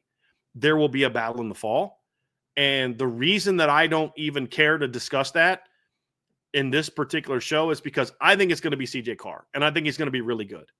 But if CJ Carr's not the starter, it's not going to be because CJ Carr choked in the fall. It means Kenny Minchey outplayed him. And if Kenny Minchey outplays CJ Carr in the fall, then they're only going to be better than I think they're going to be right now, with me expecting CJ Carr to be the starter. Does that make sense? So there's no scenario in which the starting quarterback becomes a problem for Notre Dame when you don't have to rely on them to win you a bunch of games to start the season. You rely on the best backfield in college football. You rely on a really talented offensive line. You rely on a really good defense. And then as they get better and better and better, you start to win more games. So I think Notre Dame this year has a roster as good as anybody in college football. But at the end of the day, my number 1 still has to be the Buckeyes because of the belief that I've always had. You're the champs until somebody beats you. And yes, they lost a lot, but they're much better prepared to handle those departures than what LSU was in 19 and what Michigan was in 23. They weren't replacing all those studs with comparable players. They're just younger. That's what Ohio State's doing. Comparable players, just younger. And so that's why I still have the Buckeyes number 1. But that's my 5. And honestly, 5 and 6, Trev, there was a big drop-off between 5 and 6 and everybody else, and there was an even bigger drop-off from 9. I mean, there was also a drop-off from 9 to the next group, and then you kind of go through the different rankings, and there's different spots. Like, to me, there's a difference between like 13 and 14, and then there's a lot of similarities, and then you get to 25, there's a lot of similarities there, and then teams that are just on the outside. I really thought long and hard about Louisville, but there's just too many question marks. I thought long and hard about Michigan. I thought long and hard about TCU, a team that I like. Syracuse has had a really good spring portal session, lost a lot, but have replaced them with talented guys, just not proven guys. And then, and that's kind of where I'm at my top 25, Trev. USC, for my guy Roger Dodger, USC just has so much to prove, man. They're not going to be as talented as they've been in past years. But part of me wonders, is that maybe not necessarily a bad thing? Is there more buy-in now with the players? I mean, they lost a lot of talented receivers. They still have Mekhi Lemon, Jacoby Lane, Prince Strachan as a portal guy. They still have some Lake McCree at tight end and Walker Lyons at tight end, who's really talented. Their offensive line returns, two starters from last year. They got a couple solid portal pickups. Their D-line lost some guys, have some. I mean, I don't know what to make of USC. But I look at them and say, they're another team that's got to show me they can be physical. And until they show me they can be physical in the trenches and not get beat up in the trenches, they're not good enough at the skill positions to overcome that, like maybe they were in 2022. They don't have that same level of skill talent. And their running backs aren't as good as last year either. That's another one that people aren't talking about. Not having Quentin Joyner, who's now at Texas Tech, and not having Woody Marks, those are big losses. And Wayman Jordan's a nice player. Eli Sanders is an okay player. Brian Jackson's an okay player. They're just not as talented as they've been. And they don't have the quarterback to put the team on their shoulders like they have in the past. So that's why USC really didn't get any consideration for me being top 25. But that's where I'm at for those guys. Yeah, my hesitation with USC comes down to Lincoln Riley. I think other coaches would be better suited to not have the personalities on that team. But what we've seen from Lincoln Riley every single year that he's been a head coach is he's not putting together playoff teams unless he has round one NFL talent on it. Look at all of his years at Oklahoma. In first year at USC, he had Caleb Williams at quarterback and Jordan Addison at wide receiver. Then Jordan Addison leaves, and they go 7-5, 8-5, and then it just keeps digressing. So that's kind of what kind of held out USC for me. With that being said, it wouldn't shock me if they make the top 25 at some point. Like, would it shock me if USC was ranked in the top 25 when they travel to South Bend? No. No, it wouldn't at all. But in preseason rankings, that's just what held it out for me. Yeah. Part of it's because I think there's a big drop-off from the top 13 to 15 teams and then everybody else. Mm-hmm. There's a lot of variance. Teams that are 25, I can make a case for Navy being top 20. I can make a case for Ole Miss being top 20. I can make a case for Georgia Tech to be higher. I could make a case for Miami to be higher. I'm not convinced by it, but and then there's about 8, 9, 10 teams outside the top 25 that you can make a case for being in the top 25. There's a big drop off from like around 13, 14, 15 talent wise to what's after that. And then there's obviously some players outside the top 25, some teams that have a lot of talent, have top 15 talent, but it's all portal guys. Yeah. And we don't know how they're going to come together. Louisville, I don't have in the top 25 right now. Would it shock you if Louisville was finished in the year in the top 15? Wouldn't me. No. But I can't make that prediction now because I don't know how those guys are going to come together. Louisville was a team that it took me a little bit of time to think on and not put them in. That was tough. The biggest discrepancy with mine from the first list that I put out to this one was Miami, not putting them in mine at all. What really was it? Like, what were the determining factors for you? Because that was obviously one that I was gonna ask you about. And then the other one was, what is you and I have the same issues and with Michigan and the things we like about Michigan. What was it that really put you over the top for having them in? So, but I want to hear about Miami first. Those are the two big ones for me. Yeah. So Miami for me is I do not like the production that they have coming back. I don't. Their quarterback last season went number 1 overall. Their running back, Martinez, had over 1,000 yards. And then obviously we all know what Xavier Restrepo did, and they still were a 3-loss team and didn't make the playoffs. You go back through and you look at what they bring back. At quarterback, they brought in Carson Beck. I don't think that's as heavy of a hitting move as what some people make it out to be. He's coming off of an injury. He has turnover issues. I don't think he can put the team on the back the way that Cam Ward was able to. Running backs, I think they're good football players.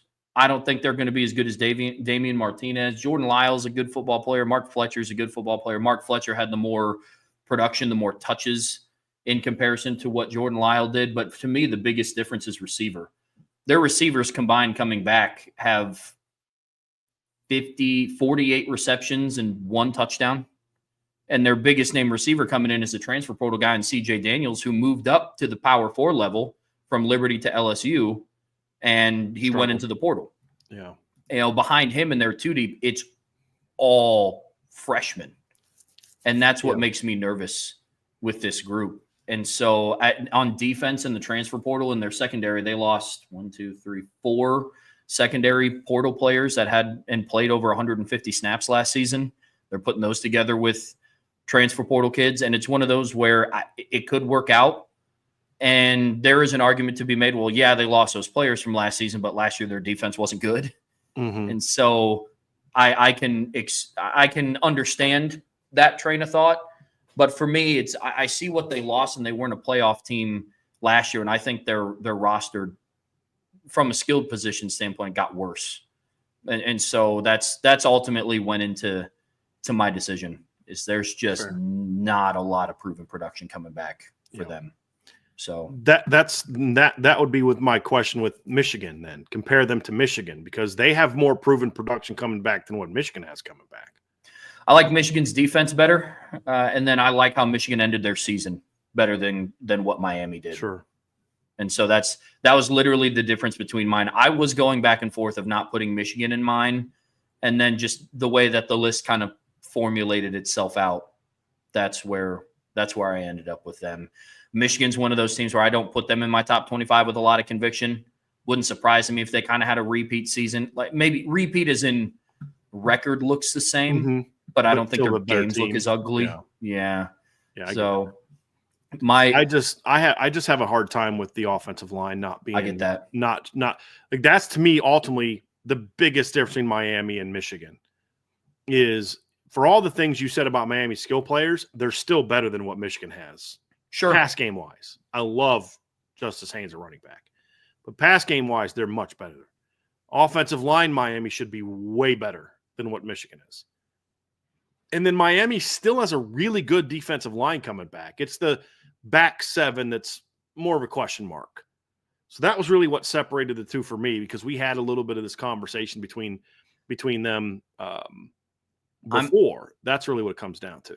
Oh, yeah. And I get that completely. For me, it also comes down to the head coaches. Miami doesn't have a lot of proven skilled talent, but is Mario Cristobal going to be like, look, we're pretty good on the offensive line and we have some decent running backs in the backfield?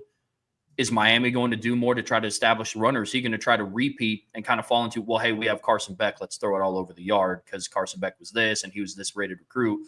Whereas will Sharon Moore just kind of be like, the identity of Michigan is playing good defense and running the football. And so who plays more into the strength of their team?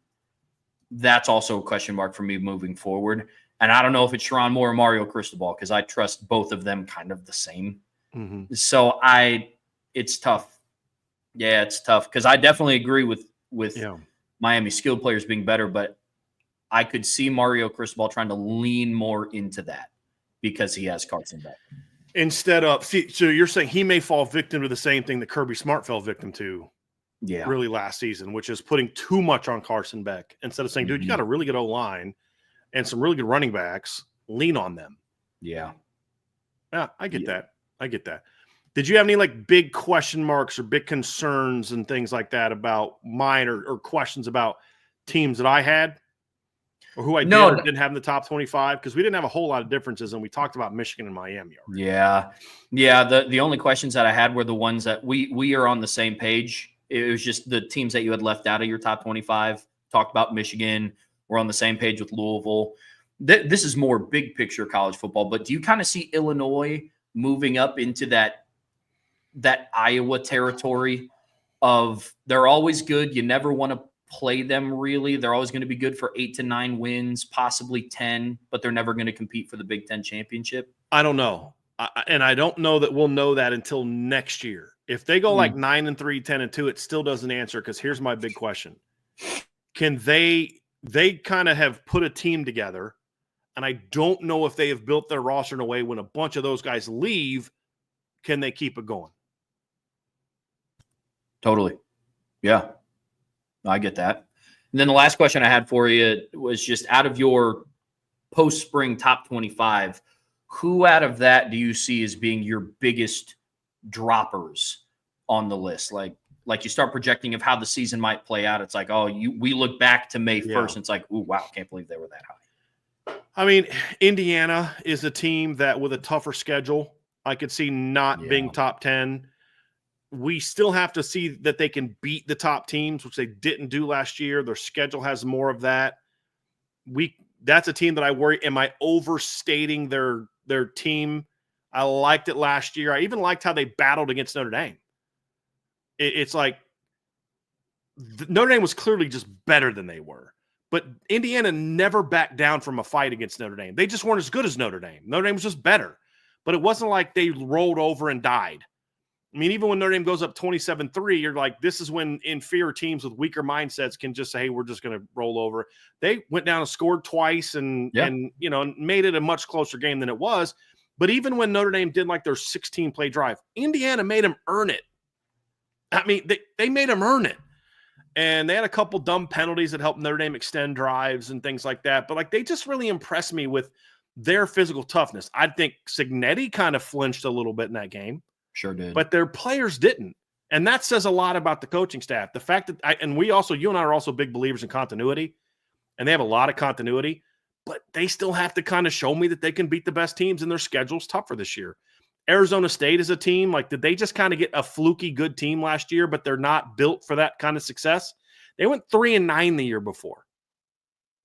And so, those are things I look at, Trev, and I say, man, like, how is this team going to be? How is this team going to be? Yes, I love what they did last year, but this is also a team that 2 years ago went 3-9. So a lot of those teams that had those kind of those 1-year wonders, those are the ones I have the most concern about repeating what they did. And honestly, like, Iowa State's a team for me that I just flat out dropped out of the top 25. Because I don't think they were that good last year. I think they had some fluky stuff. And then they lost 2,000-yard receivers. Like, Arizona State lost a couple really good players, but for the most part, they got everybody coming back. Iowa State lost a lot more talent, and we saw the difference in those two teams when they played on the big stage. So could Arizona State fall back? Yeah, I could see Arizona State and Indiana falling behind LSU and Illinois or Florida or South Carolina if they can put it all together. Iowa's another team that I'm like, I have in the top 25, but I could just kind of see them just continuing to fall further and further behind. I'm predicting a bounce back year for them, but maybe they just last year's the beginning of a descent. That's a team I don't feel super good about, to be honest with you on that, Trev. So those are the teams primarily that I look at and I say, okay, those are ones I don't feel super, super comfortable with. The rest I feel pretty good about. Anything could happen, but those are the ones that 9-10 Indiana, Arizona State, you're like, it makes sense on paper. They deserve to be there. I think they're coached well, but I still have questions about how their rosters stack up against other teams. You know what sold it for me for Arizona State was when Texas jumped on them the way that they did, the way that they battled back, said something to me. And it wasn't just Cam Scattaboo. It wasn't the Cam Scattaboo show. He did a ton, but like their defense started making more plays. Their offensive line played harder. They just kind of showed me something. And I liked them. And honestly, I don't think it was a case for Arizona State where Texas offensively completely took their foot off the gas pedal. I mean, Quinn Ewers was still throwing the ball when they were making their comeback. Right. So that I'm with you. That impressed me. It wasn't like the Ohio State Notre Dame game where they kind of took their foot off the gas and then Arizona State started they started kind of late second quarter. You could see like, dude, I'm curious what's going to happen here in the second half. And then as soon as we got to third quarter, Arizona State started making their comeback. Where in the third quarter of the Notre Dame and Ohio State game, Ohio State put further distance between them and Notre Dame. Yeah. That's not how how that game to me played out for Arizona State and Texas. So, but again, was it fluky? Did everything go right for them? That's a question mark I have for both Indiana and Arizona State, but I didn't feel it was fair to have that doubt because of what they did show us last year and then what they have coming back from those teams. And Indiana was with a new coach last year, and Arizona State was going into year 2 of a new coach. It's unfair for me to say, well, he's going to be what he was in year 1 when he was replacing a disaster of a situation. Yeah. So those are things that I look at and I feel like, boy, I really wonder that one. I really question that one. And those are things. Trev, do you have anybody? BYU's always one because you never know with them. They have been a bit of an up and down team, but I really like how they played last year. They were competitive. They were tough. I like that football team, but all those Big 12 teams, Trev, you just never know. Yep. You never know what they're going to do. Was there anybody for you that you're like, dude, I may look back on this one and be like, yeah, I don't know if that's going to make a lot of sense. Yeah, I have a couple. So I put South Carolina at 12th. It would not surprise me at all if that doesn't play out to fruition because I think they are one of the teams. They ended with 6 consecutive wins to end 2024, but it was just were they one of the teams until the bowl game? Yep. Or are they one of the teams that just kind of caught lightning in a bottle and just kind of ran with it for a little bit at the end of the regular season? They're one of them for me. They had no business beating Clemson. That game to me was more about Clemson than it was South Carolina. Agreed. And then another team for me, which it's tough to say too, because I am high on them, especially on paper, but I know I said the jury's still out on Marcel Reed. But if they can't figure out some sort of offensive rhythm with them, I don't think they drop out, but I had them ranked relatively high. I could see them being another bottom top 25 team if they can't get that figured out. Because if they get to the point where it's like, yeah, Marcel Reed's just not the guy, who do you have behind him? And so, and what Texas A&M showed last year is like they're willing to just pull the trigger on yanking QBs. Yeah. So the reason that I am not as worried about them falling off is because I do think what Colin Klein wants to do offensively does fit Marcel Reed. Sure. And I don't know that they're going to ask him to carry the team as much as they did last year. And they're going to be able to build around more of a dual threat quarterback, where Connor Wegman was a pocket quarterback who was athletic enough to run. He was not a dual threat quarterback. The whole offseason was built around Connor Wegman. Yeah. Now they're going to build around Marcel Reed, and I think that's just more in his wheelhouse. It's kind of how I feel about Notre Dame.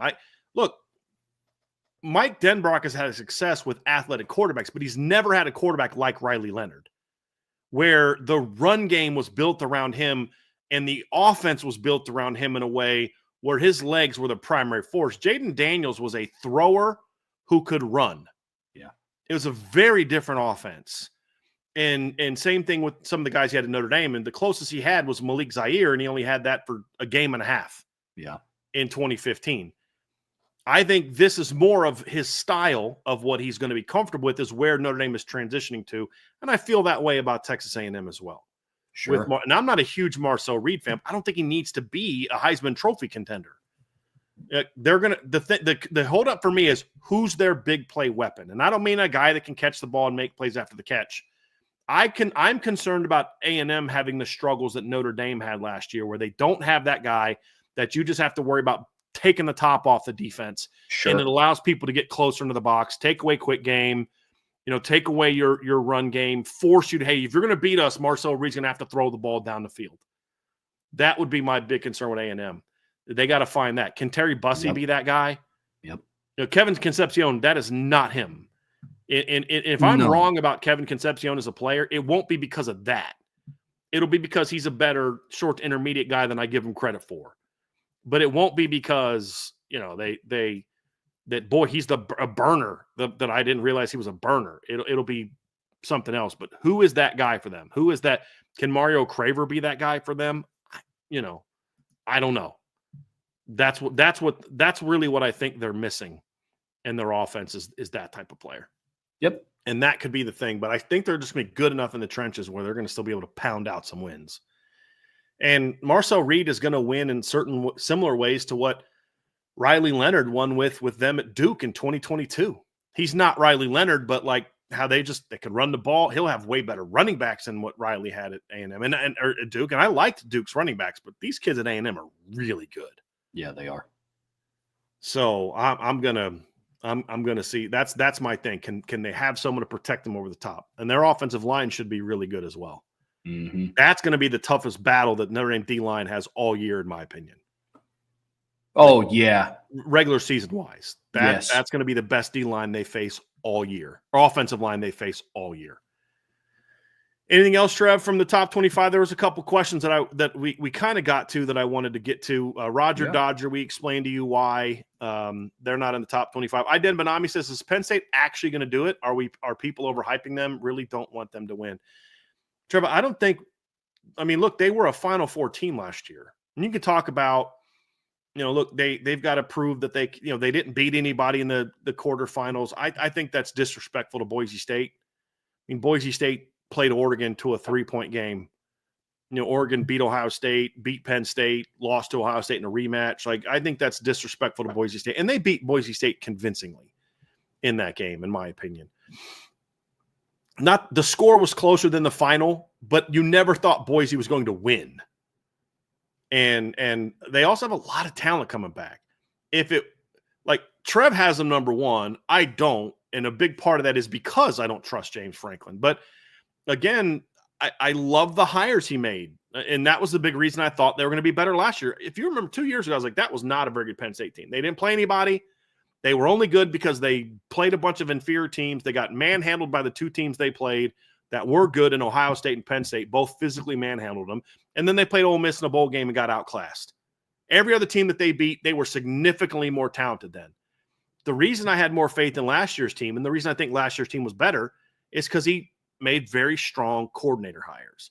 Yeah. And that's a big part of it for me. And we had a question from Andrew Gilmore who asked, how does Jim Knowles going to Penn State affect the Big Ten balance of power? That seems impactful. Will Ohio State go soft again? That's a very fair question, Andrew, and I don't know the answer to that. I don't. And that's one of those things that I am – Matt Patricia hired Ohio State, major question marks about. not having Chip Kelly running your offense, major questions about that. Do they go back to being the throw it all over the yard team?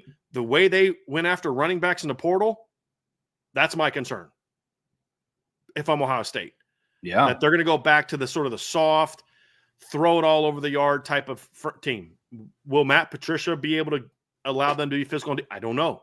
That's a question mark I have for them. Jim Knowles going to Penn State is another reason why I think Penn State's going to be good, because they have veteran players that can absorb his defense well. And I love Andy Kotelnicki at Penn State. And now you're going into year 2 of his system. I think they're going to – and he's got better weapons on the perimeter to throw to, not just a tight end. I think that's a big reason why I think they're going to be better, and why, talk about your balance of power. It could be the reason, Andrew. I still get nervous putting too much expectation for that on James Franklin. Agreed. But again, part of your job is to hire good people around you, and that's what he did. Well, that's my whole thing. I think a lot of people's grievance with Penn State is the fact that James Franklin is the head coach.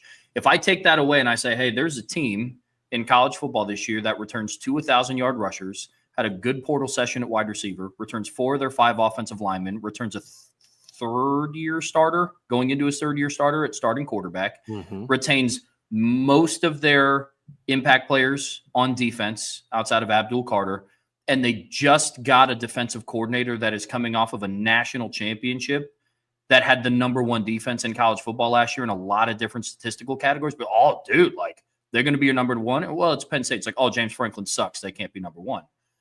There is truth to that. I understand that. But if James Franklin can find a way to lean into his coordinators the same way that Ryan Day leaned into Chip Kelly and Jim Knowles, I think they're going to be really successful, because up until Ohio State went on that playoff run, people were like what's up with Ryan Day? He's beaten Michigan once. Ohio State's going on the streak of not playing for a Big Ten championship, and they make it to the playoffs in most years, but then they lose in the first round, or the first time they get into the playoffs. And so that's something I'm going to be keeping an eye on Penn State. Would it all shock me if they don't win it at all? No, that wouldn't shock me at all, because I think the team that I have ranked second has a really good shot at doing that. I think the teams that I have ranked third and fourth do. But what they have coming back on paper, it's really good, man. It's really good. I want to respond to something from D. Trollhunter. He says, how can Penn State be #1 when they don't have a single proven wide receiver? I think, Trevor, you're going to have a tougher task responding to that one than I will. So allow me to go first, because my pushback to you would be, you have a team #1, and part of it is you like what they're doing at receiver when they're relying on guys who've never done it there. Notre Dame has way more production coming back in the pass game than Penn State does as far as doing it there. For me, that's not as big of an issue, and I would push back on the notion that they have unproven players at receiver, because I don't think that's an accurate statement. I think that when you look at Kyron Hudson, I think Kyron Hudson does have proven production. He was a guy that played in that league a year ago, had 38 catches for 462 yards in an offense where he was splitting opportunities with a lot of other good receivers, and they had some major quarterback woes. This is also a guy that last year looked really good against LSU. You remember that great one-handed catch he had, 5 catches for 83 yards. He had 6 for 79 against UCLA. Caught a touchdown pass against Penn State. So, that's a proven production. It's not elite production, but it's proven production. They got Dante Rawson from Troy, who had over 70 catches and 1,000 yards and 11 touchdowns last year. Played against Iowa, had 5 catches for 142 yards and 2 touchdowns against one of the best defenses in the Big Ten. So we've seen him against a Big Ten team, and he lit up that Big Ten team. So it's a guy that has ability. And then they also have Trevor Pena committed and Detroit Hunter, you might have missed this because you were on vacation the last week, but getting Trevor Pena, you got an ACC wide receiver that caught 84 passes for 41 yards and 9 touchdowns last season, who's a veteran player and a proven player. I don't think he's quite as good as people make him out to be. He doesn't have to be at Penn State. So I push back a little bit on the notion that Penn State doesn't have proven production in the pass game. I think all those guys are proven. Now, are any of them going to be stars or studs? Well, we don't know the answer to that. And that is a question mark that I have, but they don't need them to be when you've got the second best running back group in college football coming back. So and their tight ends played a decent amount last year. I mean, Khalil Dinkins caught a couple passes against Notre Dame when Tyler Warren got knocked out. He caught 2 balls. And I think Luke Reynolds, who only caught 9 passes last year as a true freshman, is going to be a dude at Penn State. Like, he is a very talented player. He also caught a pass against Notre Dame last year. So, their backup tight ends caught 3 passes against Notre Dame in the playoffs last year. So I disagree with the notion that they don't have proven production in the pass game. And also, you have one of the best pass-catching running backs in college football coming back in Nicholas Singleton. So that's part of the reason that I feel very good about them. They don't need their tight ends to carry this offense the way they did last year, because they did need it last year. They don't need that this year in the same way. Yeah, my pushback would be I put them at number 1. Some of this comes down to, like, what do you mean by proven? Mm-hmm. Because I put them at number 1 the same way that I put Notre Dame at number 2. I love everything about their team. Like, Notre Dame's most proven wide receiver that they had on the team last year, up until the semifinals, it was kind of like they have Jaden Greathouse, but he's playing second fiddle to a guy that has like 9 drops on the year. Not all his fault. I don't want to make it sound like, Jaden Greathouse is the one that made that happen. But just from a statistical piece, you could go back and look at it. It's like, okay, so Notre Dame's top proven wide receiver had 7 games last year with 1 catch. Mm-hmm. And so I tried to look at it as unbiasedly as possible. And when I go and I look at the team it's all made up of, Penn State and Notre Dame are 2 teams that don't have to throw the ball 45 times a game to be successful and win. And so that's where I put them there. And so, yeah, and to all of Brian's points, I do like what they have brought in because it is proven. Might not be at Happy Valley, but it is proven. It's the same thing that I said about Malachi Fields that we talked about the other day. And so when we put these lists together, like we said at the start, I did my best to try to not do the whole, well, I got to see it first. There is still an aspect. I don't know what Trevor Payne is going to do at Penn State, but I like the pickup. I don't know what Malachi Fields is going to do. He has yet to put on a golden helmet, but I'm confident that he's going to be good. And so that's in the same light. Notre Dame doesn't need Malachi Fields. It'd be great if he did, but Notre Dame doesn't need Malachi Fields to go for 87 catches for 1,300 yards and 18 touchdowns. In the same light that Penn State doesn't need Trevor Payne to do that. Right. And so that's where I have it. I do understand the reservations that people have with Penn State. I absolutely do. As much as I dislike James Franklin, however, we can't ignore the fact that they did make it to the semifinals last year. They did make it to the Big Ten title game and got beat by a team with better players in that game. But they battled. They competed. They impressed me the way that they lost to Notre Dame as players. Not so much James Franklin, but as players.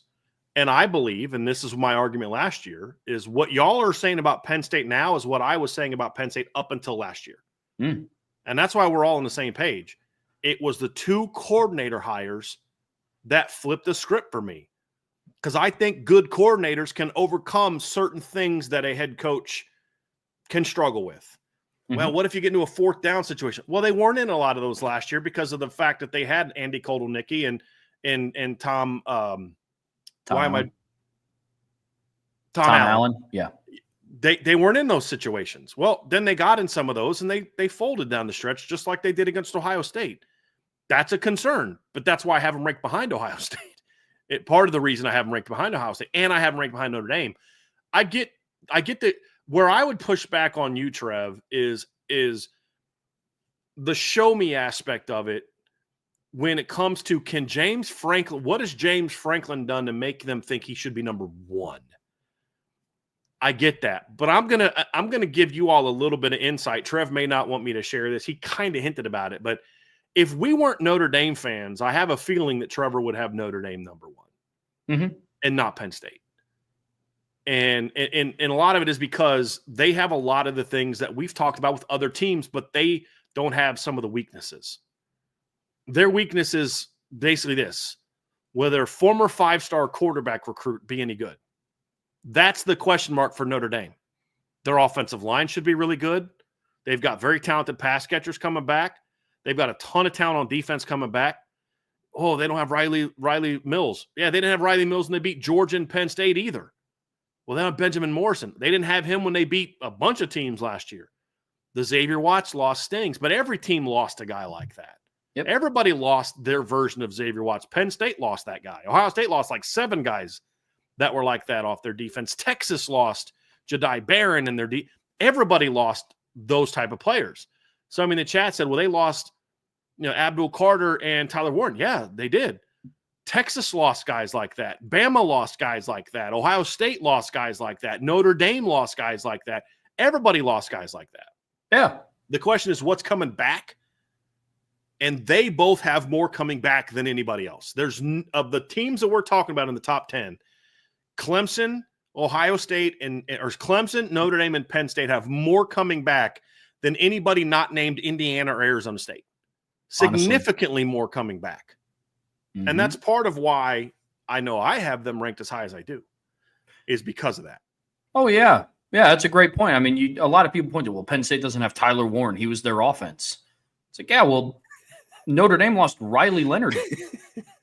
He was their offense. No, you're good. Insured by Pick just said we didn't lose guys like that because we didn't have guys like that. Fair point. Every team that had guys like that lost guys like that. Very well played. Touche. Yeah. Andrew Dimore also asked, did the Penn State OC get too cute? No, I mean, that's who he is, though, right? I mean, you kind of you live or die by that. That's kind of who he is. Do I think he outsmarted himself at times? Yeah, but that's who he is. And it's kind of like a quarterback that turns the ball over. It's like he's like the Deshaun Watson of OCs. You live with some of the too cuteness because what else he does is so good. Yeah. You can't make him not be himself when they get inside the 5. You just got to figure out a way to make it work. You know what I mean? Yeah. So that's – and look, Ryan brought up a great point in the chat, Trevor. He goes, I think it comes down to what would you rather have? Group A, Tyler Warren, Amari Evans, and Harrison Wallace, or Group B, Luke Reynolds, Devontae Ross, Trevor Payne, and Kyron Hudson. That's what it comes down to. I think that's a very fair point. Yeah. I would go with Group B because as Notre Dame showed, as Ohio State showed, at some point in time, you can limit him enough to make somebody else beat you. And when you could limit him enough to make somebody else beat you, USC couldn't because they don't have Notre Dame and Ohio State's players. If you can limit him enough, they didn't have anybody else that could beat you in the pass game. Now they do. Not that they can necessarily beat you, but they can at least slow you down enough or make you pay enough to then open up other things. Yeah. And so that's really what this conversation comes down to. We see this all the time where some team loses a stud player and you're like, well, how do you replace that stud player? Well, you don't. You replace him with multiple guys. Like Notre Dame lost Audric Estime. Oh, okay. Here's welcome. Let me introduce you to Jeremiah Love and Jadarian Price. Yeah. I mean, that's what you do. Notre Dame lost Joe Alt and Blake Fisher. They were an even better team. Their O-line maybe wasn't as good, but other parts of the team got better. The receivers were better. Their running backs as a unit got better. Their defense got better. So if it came down to the success of the team is going to be whether or not Luke Reynolds can replace Tyler Warren and whether or not whoever's going to step in at the end can replace Abdul Carter, and that was it, then of course they're not going to be as good. But that's not how football works. Sure. Because I expect Drew Aller to be better. Their running backs are going to be very good. Their receiving core is better. Their O-line is going to be better. I expect their defense is still going to be really good. Their secondary is a bit of a question mark for me, but I like A.J. Harris. I like the Wheatley kid coming back. Jalen Lane is a kid that I loved. DeJuan Lane's a kid I loved coming out of high school that played a lot last year for them. It's going to now be a starter. It's like with Notre Dame when they lost the dudes they lost last year. Joe Alt's top 5 pick. Blake Fisher gets picked high. They lost Cam Hart. They lost Audric Estime. They lost J.D. Bertrand, Maris Leafout. Very good football players. What do they do? Just replace them with guys that were just as good and in some cases better. And that's how Penn State is recruited, because that's the thing that we got to forget is they've recruited very well in recent years. Oh, yeah. But, Andrew, I think your question about getting too cute is a fair one. I just look at it and say, sometimes you just got to live with that. Just like when an OC is like just really like by the book and that works, but you're just going to have to understand there's going to be some game where you're going to get into a shootout and he's not capable of getting – it's just part of the deal. There aren't many guys that are just good at – they're good at this, but then when they get a – that's just – a lot of guys aren't like that. Mm-hmm. So I get the Penn State pushback. I even get some of the Clemson pushback as well. I do. Sure. I just look at Clemson and I'm like, dude, I watched them late in seasons, and like if they can get out of their way coaching staff wise, they're going to be better. And you know what we didn't talk about during Clemson? I can't speak enough about how important it was for him to move on from Wes Goodwin and replace him with Tom Allen. Yep. Didn't even talk about that. That's the second biggest coaching acquisition of the offseason behind Ryan Grubb at Alabama. Getting Jim Knowles was a great hire for Penn State, but it's kind of like you replaced a really good D coordinator with another really good D coordinator. Clemson replaced a very average defensive coordinator with a really good defensive coordinator. Yeah. And a good recruiter. And that's huge because they underachieved big time on defense last year from their talent level. Now you're replacing with a better coach. Yeah. I think that's incredibly important for Clemson. That's a big factor for me. And they had so many young players that just were dudes last year, freshmen and sophomores. And they're a lot like Notre Dame. I mean, a lot of things that I'm saying about Notre Dame, I can't apply to Notre Dame and then not apply them to Clemson. That would make me a homer. Part of what excites me about Notre Dame is you had all these freshmen and sophomores that were impactful players. Well, now they're the heart and soul of the team as sophomores and juniors. That's true of Clemson as well. All those stud freshmen and sophomores they had last year are now the heart and soul of the team as stud sophomores and juniors. And so I have to apply it fairly and accurately. And I can't say, well, this means something for Notre Dame, but I'm not going to apply the same standard to Clemson. And do I think some of the Clemson players individually are getting a little too much hype? No. But draft analysts that I respect and know, and I'm not talking about Ryan because I haven't seen his way too early mock draft, but like Jordan Reed is someone who I do respect. He's got like 3 or 4 Clemson defensive players, and he's got Klubnik number 1, which I don't agree with, but he's not pulling it out of his you-know-what. But he's got 3 Clemson defensive players in his first round. That's not because he's just buying hype that he's looking at film. If you know Jordan Reed, you know he's looking at film. He's basing that off film. He may be wrong, but that's what people see, and the talent is there.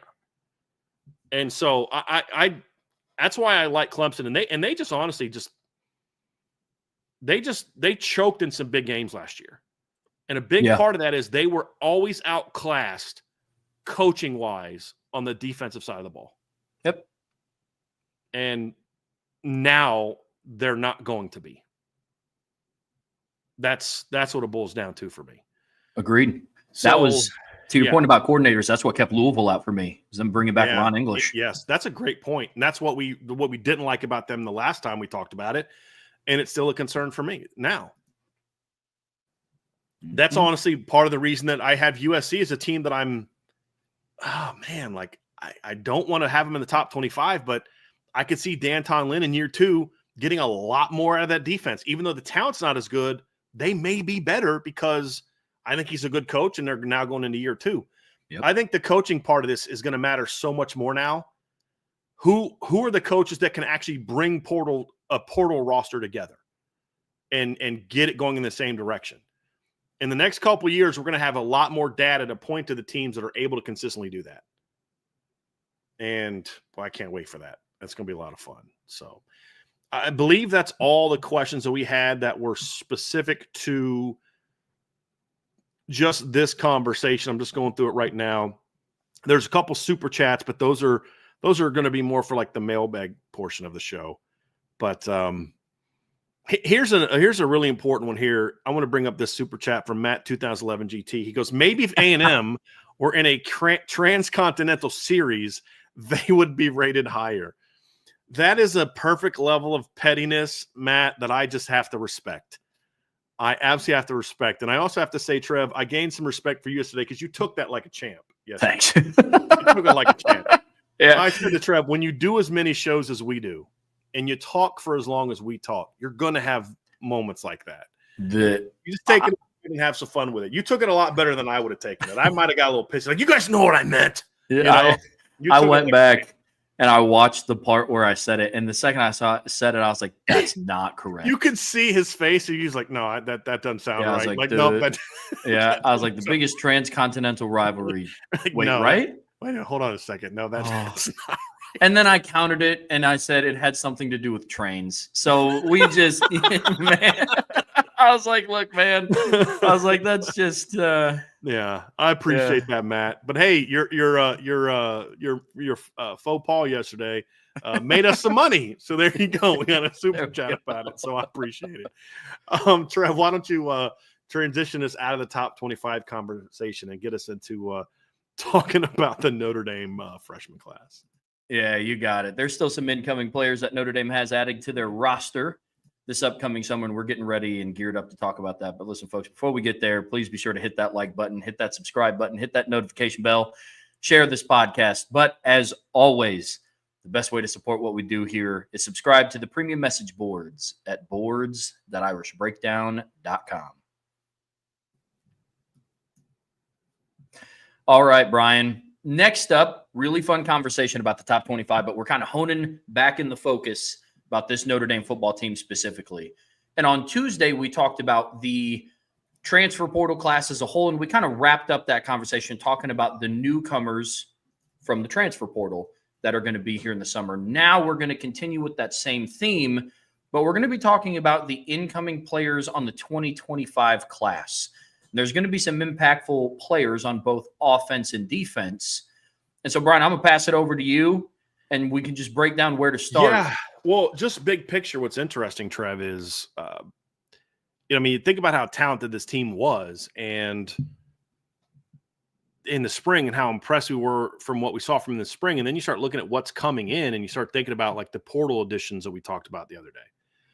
You're like, boy, you're excited about this team, and we haven't even gotten into Malachi Fields yet, and we haven't seen Jalen Stroman yet, and we haven't seen Ty Washington yet, and so saying, boy, this could get really interesting, And then you start talking about when you bring up the 2025 class, for example, it's like, dude, man, this. We saw Madden Faramo, and we saw Elijah Burris make an impact, and we saw different freshmen really come in and show us something, and then you start saying like. Looking at my rankings, they didn't get the number 1 and number 2 offensive players in the class. We haven't even seen yet. They haven't even shown up yet. You look at the defensive class, my number 1, my number 4, my number 5. So 3 of my top 5 players, including my number 1 defensive player in the 2025 class, have not shown up yet. And if you look at the top, there's 14 signees in the 2025 class on defense. And you had 1, 2, 3, 4, 5, 6, 7 of my top 10 defensive signees, which was the strength of last year's class, haven't shown up yet. That's being added to the defense. You're as deep as this defense was. We're going to go into this summer, Trev, and you're adding, 12 players. You're going to add, or no, it's going to be 9 players that you're adding. Plus, we're going to include Davion Dixon in this conversation because he was here in the winter. But in the spring, but he obviously couldn't practice because of an injury. So that's why we're kind of having this conversation this week. And we did the one on Tuesday about the portal players and these guys is because there's really impressive reinforcements coming in. And when you start looking at that, Trev, it's hard not to get excited about what this team could be because you're not just adding guys with potential. You're adding guys in this conversation. We're going to talk about some guys that we think could help this football team right now in 2025. Not all of them, but some of them can. And that's where we're going to spend a lot of our time. And it is interesting. There's 2 offensive players. And if I'm counting the list I just sent you, it's 10 defensive players. And Eric Schmidt as the kicker, who could win your kickoff job and is also, if Noah Burnett doesn't get better this summer, could maybe push to be your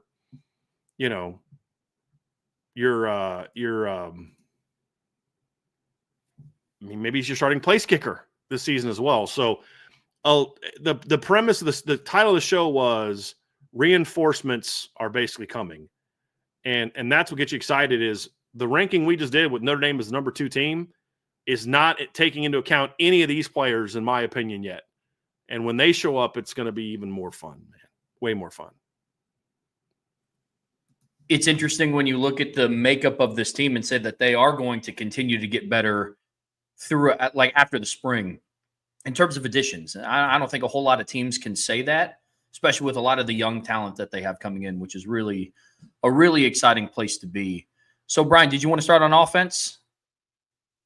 I did want to point something out, too, because a very good question was brought up by Archer, and he says, will missing spring ball limit how much impact these incoming freshmen could have?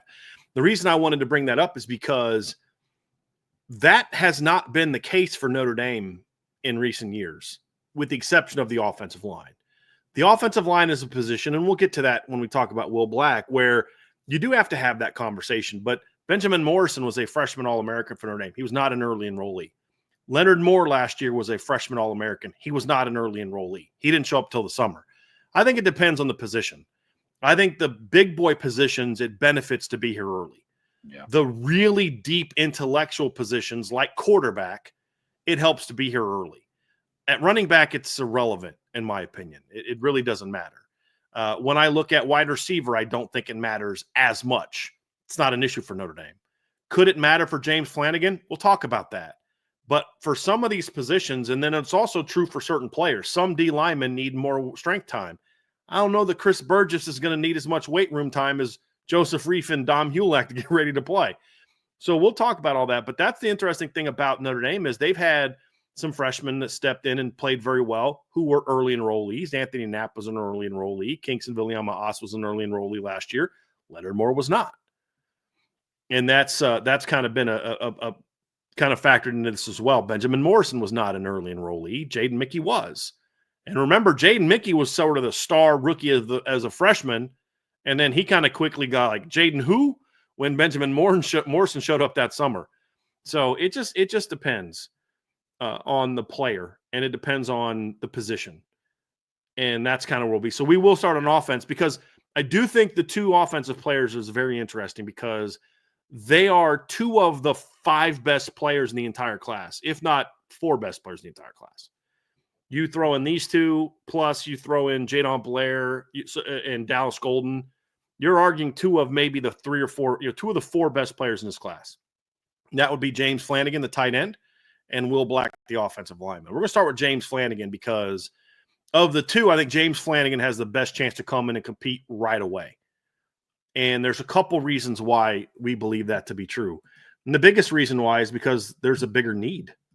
I think there's a bigger need for Notre Dame at tight end, where in past years you didn't really have a need for a true freshman to come in and have to play.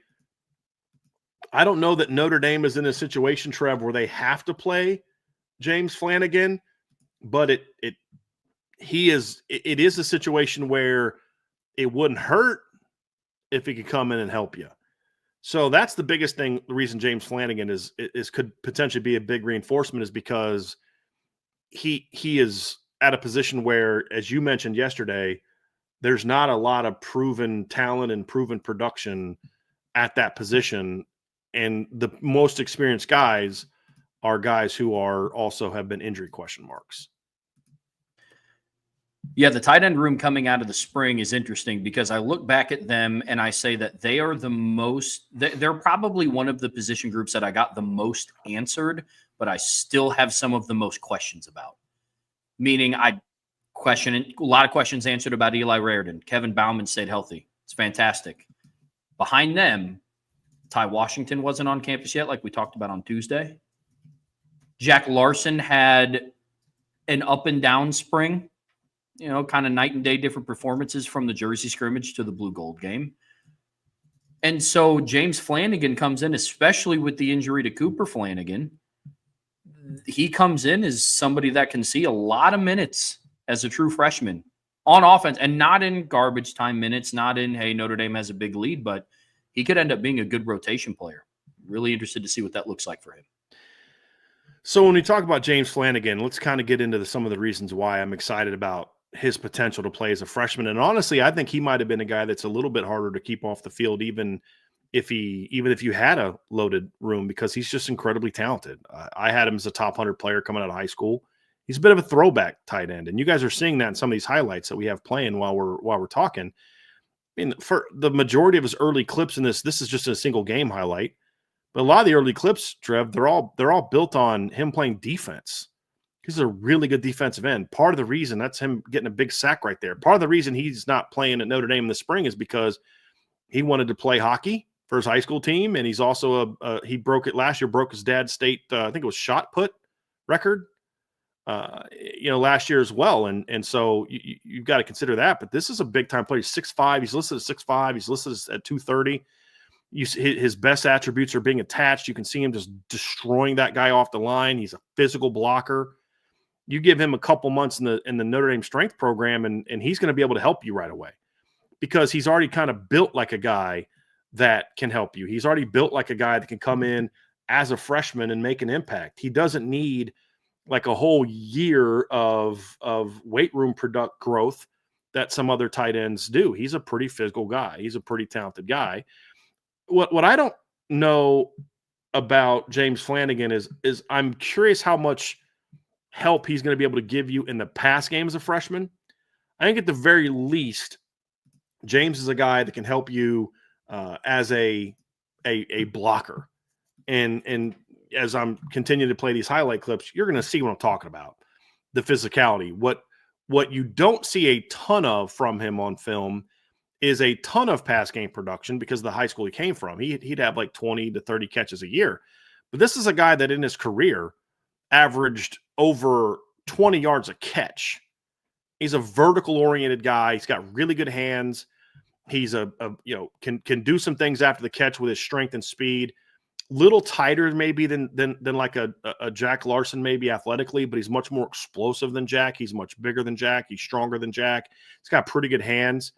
He's a guy that I think could come in this year and really help you in a similar role to what Cooper Flanigan helped you with as a freshman.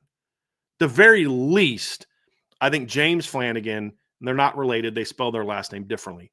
James Flanigan could come in as a true freshman and at least do what Cooper Flanigan did in 2023 as a true freshman, which is to be a really good run game weapon, a guy that could come in and be physical in the run game, maybe be a goal line tight end as your number 3 tight end, and then potentially give more pass game impact, because I do think James Flanigan has more pass game skill than what Cooper Flanigan had. Also caught more balls in high school than what Cooper Flanigan had. So I'm going back to his high school highlights here, because there's just more chance to see him catch the ball. And you'll see what I'm talking about. Just with the big catch radius, you'll see the vertical speed. He's got great hands, and he's a monster when he's gets the ball in his hand. So yeah, those things you look at and you say, this is a guy that your talent in the room immediately gets upgraded the minute James Flanigan steps into the room.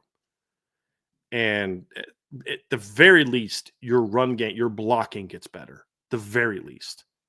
And I also think he gives you a boost in size. That's what I think about James Flanigan as a freshman. Yeah, we talked about it on Tuesday, but with a lot of the tight ends that are coming in, or that Notre Dame has in their room right now, Eli Raridan, he's obviously the biggest. Kevin Bauman has good size, but, the injury history, he's not quite the athlete that he was. And then you kind of have a lot of pass catchers. Jack Larson is 6'3", Ty Washington is 6'4". They're more pass catching threats than they are attached to the line of scrimmage, like down blocking. The thing that I love about James Flanigan, one, he explodes off the line of scrimmage in both run and pass plays. And that was an issue that I had with the tight end room last year as a whole, is that just the sense of urgency coming off the line was not consistent. And the thing that I like that I see from James Flanigan is he has that. And so he explodes quickly off the line. He fires his hands really quickly, finishes blocks well as a tight end. You know me, I love good run blocking from the tight end position. And so I think he absolutely could come in and be an impact guy for sure. The other thing too, Trev, is if you're going to talk about, okay, we like to look at, what's the evidence that you have that this is a position where guys can be successful?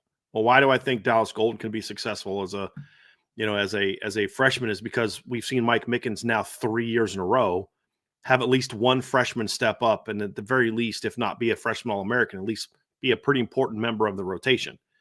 And we saw that. We saw that this past season with Ben Leonard Moore. We saw it the year before with Christian Gray. We saw it the year before with Benjamin Morrison. We even saw that going back to his first year when Clarence Lewis stepped into the starting lineup when Tariq Bracy got hurt. So we have that. The other thing is we've seen it at tight end.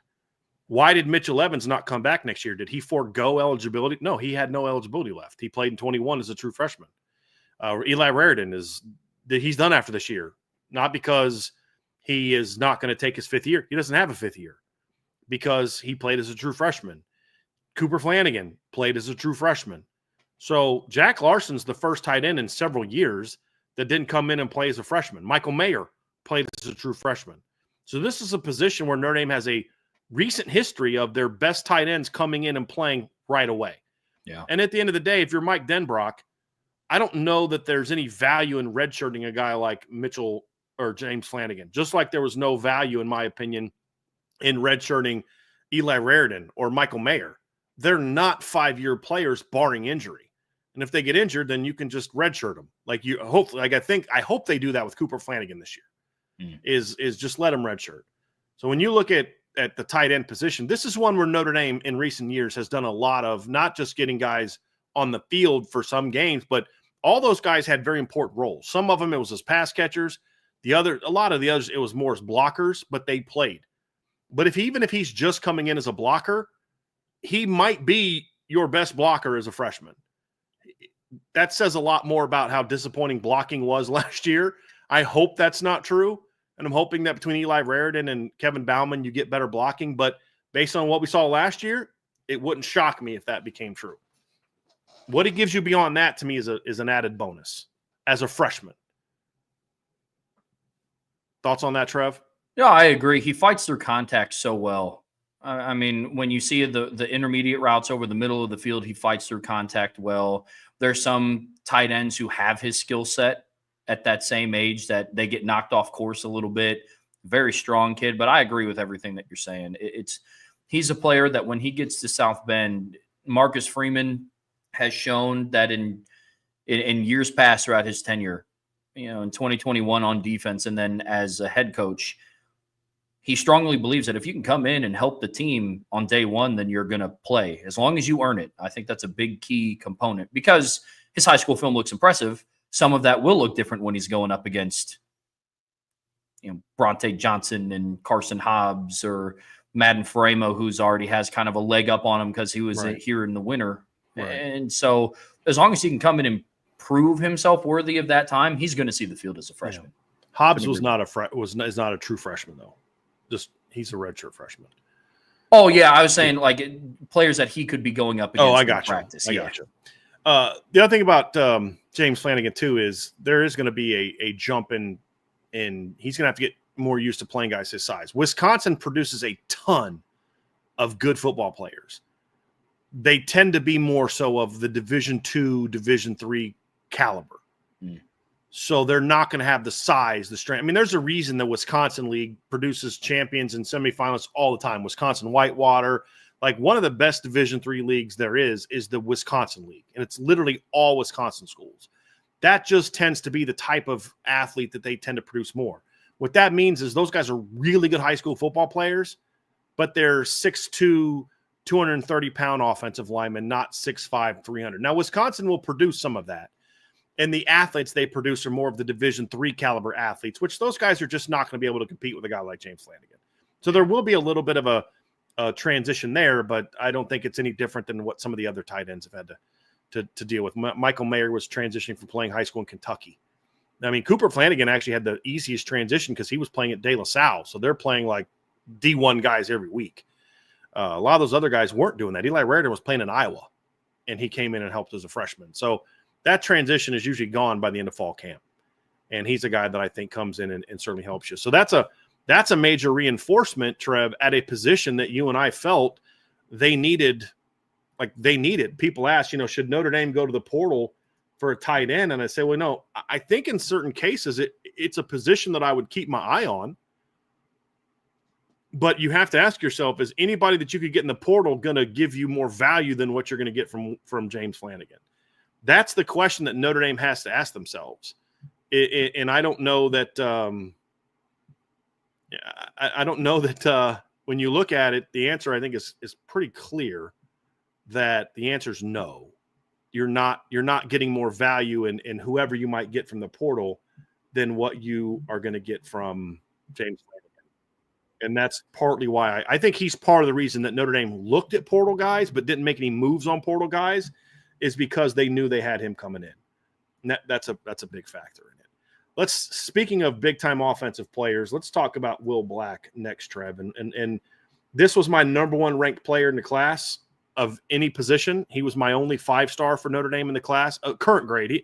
There were a lot of guys with 5-star upside grades, but Will's the only guy that had a current 5-star grade. He was the guy that I was unsure of as a junior because there just wasn't a lot of film of him. So you could see the upside in the tools, but everybody starts ranking him as a 5-star, and they're like, well, when are you going to rank him? I said, when I get new film. And I don't rank off camps. I don't care what he ran in a 40-yard dash. I care what he does on film. And then you watch the senior year film, and you're like, yep, okay, I see it. It's a 5-star player. 6'7", 295. I'll bet you he's 300 when he shows up. He was listed as 6'7", 295. You're talking about an extremely athletic player. And you're talking like Joe Alt level athleticism coming out of high school. And he's already as big as Joe Alt was as a freshman in high school. And Joe Alt put weight on to get there. Obviously there's a different level of competition, but there's a couple schools that he played that had some D1 guys, but that's going to be a big jump. Like the school on that film right there had 2 D linemen that Notre Dame looked at last year, including 1 D tackle that everybody wanted Notre Dame to go get. But for the most part, there's going to be a little bit of a jump there. But Trev, this is a guy that normally with offensive linemen, I say, boy, you're going to need that spring. Will Black could potentially be the exception to that. He is, to me, going to come in as a freshman and be it's hard for me to not envision him as a 2D player as a freshman. Is he going to have a chance to start? That's a different conversation. But if there's an injury at tackle, or if Anthony Knapp struggles at tackle, or Emil Wagner struggles at tackle, you've got Gerby Lambert and Will Black sitting there with 5-star talent saying, hey, you better play well, or I'm going to make it really tough for these coaches to not play me. And that's something he's going to have to – that's something that you look at and you say, boy, this kid's got a chance to be special. He's got star potential. Will it be as a freshman? I don't know. But I'll say this, he can play as a freshman. If his number's called, I feel yes, he doesn't have the experience Anthony Knapp had, but he's bigger, he's longer, he's more athletic, and the tools are just better. I don't know that anyone, even people that love Anthony Knapp coming out more than I did, I don't know that anyone that looks at him and says, well, he's got more tools than what Will Black has. So this isn't a knock on Anthony Knapp. This is just, if you aren't an early enrollee, you better have the tools to overcome it. And I think that he does with his size, his length, his athleticism, his power. He's got the total package, Trev. And this isn't just us saying this at Irish Breakdown as Notre Dame people. This is a kid that was a 5-star recruit by On3 and the recruiting services as well. He has great lateral quickness. He's quick off the line. I think he enters this room when he gets to Notre Dame in the summer, and he becomes probably your best pure left tackle prospect on the roster. I think that's fair. I would say. I don't think it's I'm not necessarily saying you're best. Yeah, you're not saying that he's a better prospect than Gerby Lambert. That's debatable. But Gerby Lambert played right tackle in high school. We still don't know that Gerby Lambert can play left tackle. Mm-hmm. You're saying pure left tackle. I get your suggestion, and I think it makes total sense, and I think it's a very fair statement to make. Yeah, he's athletic. He's very comfortable blocking out in space. He retreats well. He can anchor well. It's all the stuff that you want to see on film from a prospect as highly rated as him. This is stuff that other high school coaches should go and look at a coaching clinic for how a left tackle should be playing in all phases of the game. Moves up to the second level well. He blocks well out in space. He pulls very quickly. He's not tight-hipped. That was one of the things I was concerned about Yeah. from his in junior year film. Yeah. I was like, okay, it's a little tight-hipped. You could see the flashes of athleticism, but you look at what he did his senior year, it's like, man, I mean, the jump that he took is great. Well, and when you play against some of the guys he plays against, you're going to find out if this guy can bend or not, because he's going against sometimes 5'11" DNs. And in some ways, I think that can help you. Yeah. Because it says, like, I got to learn to get low on these guys, because like this fella right here, like that guy's a foot shorter than he is. Like, you got to get low, man. And you certainly see that from film. So am I predicting Will Black plays as a freshman? I'm not, because that's a tough task. You've got a guy at left tackle that started 15 games last year as a true freshman. But I still say the future of the Notre Dame offensive line, if you're playing your best five, has Anthony Knapp and Will Black in it. It just doesn't have Anthony Knapp at left tackle. And it's somewhere inside, but you have to make him earn that first. Yeah. You know what you have in Anthony Knapp. Will Black, you don't know what you have, and you won't know that really until the fall. But if he is as good as advertised, there will come a point in time, whether it's this year, next year, the year after, there will come a point in time when you're going to have to make that decision to say, we have a proven left tackle that's a pretty good football player, but this guy's a star, and we've got to make room for him. And so this guy's future is going to be here, and this guy's going to be there. Is Joe Rudolph had the ability to make that decision? I don't know, and we don't have to worry about that right now, because Joe Rudolph's not in that situation right now, because Will Black is not on the campus yet.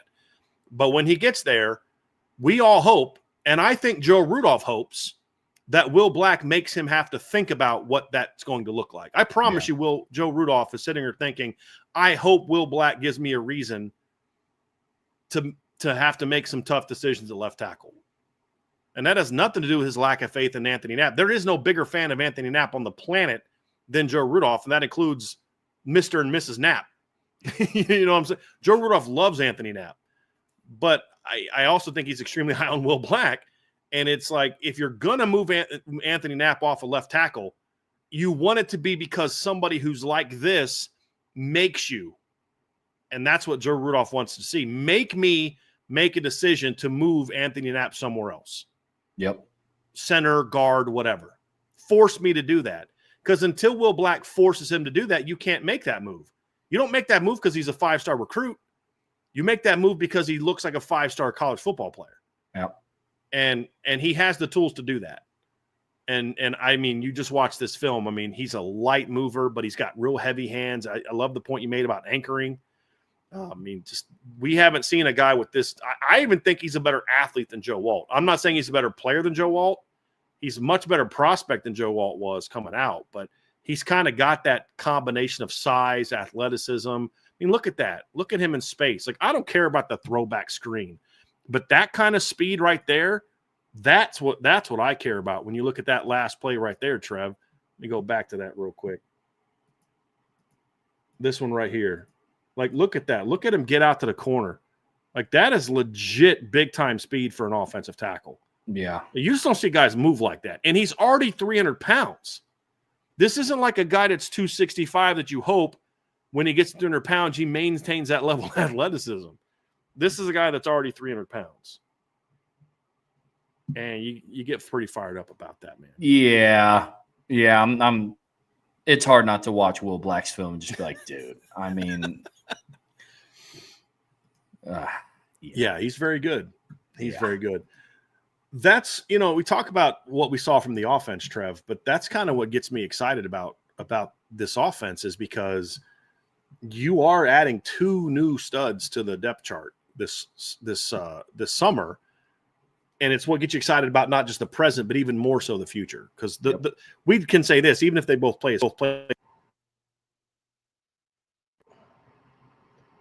Stupid microphone. Even if they both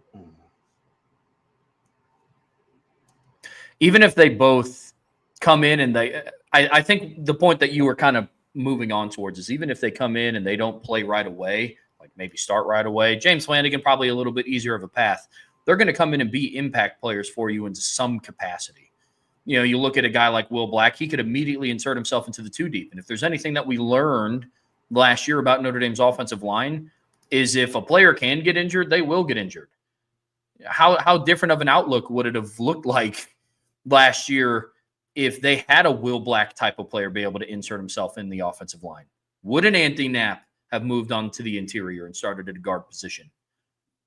There's a world where Notre Dame could go from having a Charles Jagasaw type player at left tackle. It's like, oh, well, I guess we have to play Will Black. Yeah.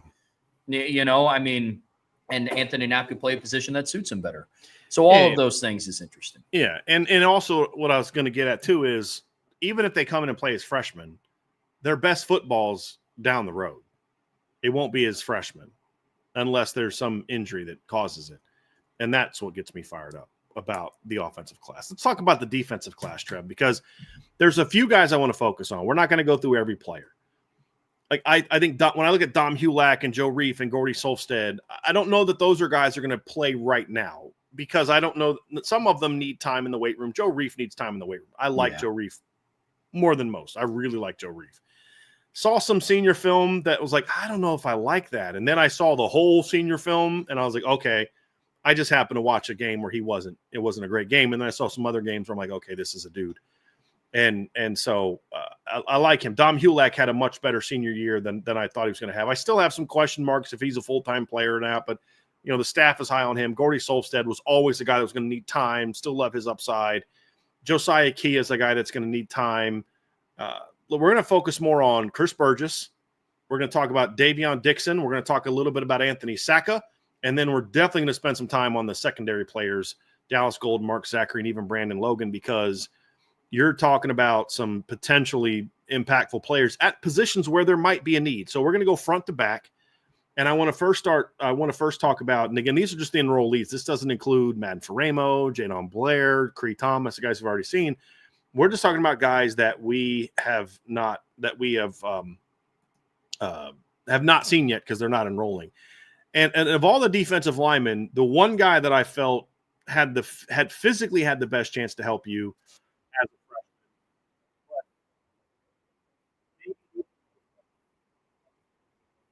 freshman, potential like technical stuff was Chris Burgess. Yeah, he still is a guy that's very much a work in progress technically. But Trev, when you look at the talent and you look at the body and you look at the physicality, and he was a guy that was a standout at the Army All-American game, you see a kid that physically might be the most ready to play as a freshman guy on the roster. Yeah. He's one of those first guy off the bus type of players. And I would contend that there is a need or an opportunity for a big end to come in and maybe crack the two deep if there's an injury, or at least get into sort of that number 3 discussion. I think Cole Mullen's emergence this spring took away some of that need for depth there, but it doesn't mean that Chris Burgess can't jump in there. Sure. Because if there's an injury at Viper, you may be forced to put Josh Burnham back over there, but you only do that if you have faith that Cole Mullins and Christopher Burgess can give you the depth at that position. Or if there's an injury at the big end, could Chris Burgess kind of jump in and jump into the rotation? I think he's got the physical tools to do that. I mean, he's a 6'3", 250-pound kid that you see right there, Trev, lining up at middle linebacker, which they did with him a little bit as a senior. So very raw technically. He's going to be a bit of a pet project for Al Washington, but the physical tools are certainly there. Super long, super strong, good athlete. Motor really picked up a lot as a senior. And it became an even bigger pickup than he was when they first. Like, he was always an upside guy for me. He became his floor got a lot higher as a senior. That's what I liked. Well, you talk about the state of the end position, and we've talked before about, yes, Boubacar and Jordan Patello both got cleared to come back in the summer, but I have to believe they're going to be on some sort of pitch count early in the fall.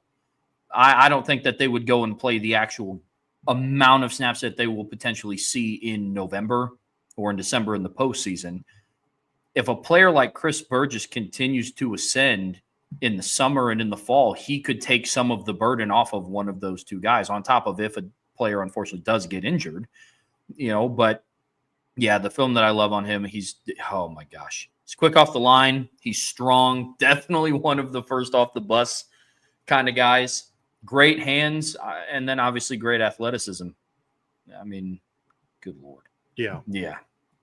No, I mean, if you ever see a picture of him, he's a pretty ripped up kid as well. So there's a lot to like about Christopher Burgess. He's definitely a guy, Trev, that that,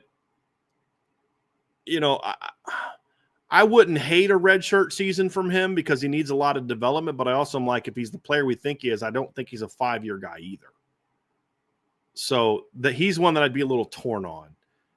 But he might need some time to cook a little bit, but I mean, his growth as a senior said, if he can have a good offseason, that's a kid that could maybe help you. And for a defensive end to help you, and I'm talking about not because of injury. I'm talking about he's just good enough to help you.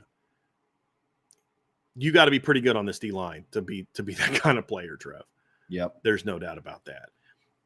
Davion Dixon's the other one that I wanted to talk about. I think Davion's going to need some time, especially after the injury he had this fall.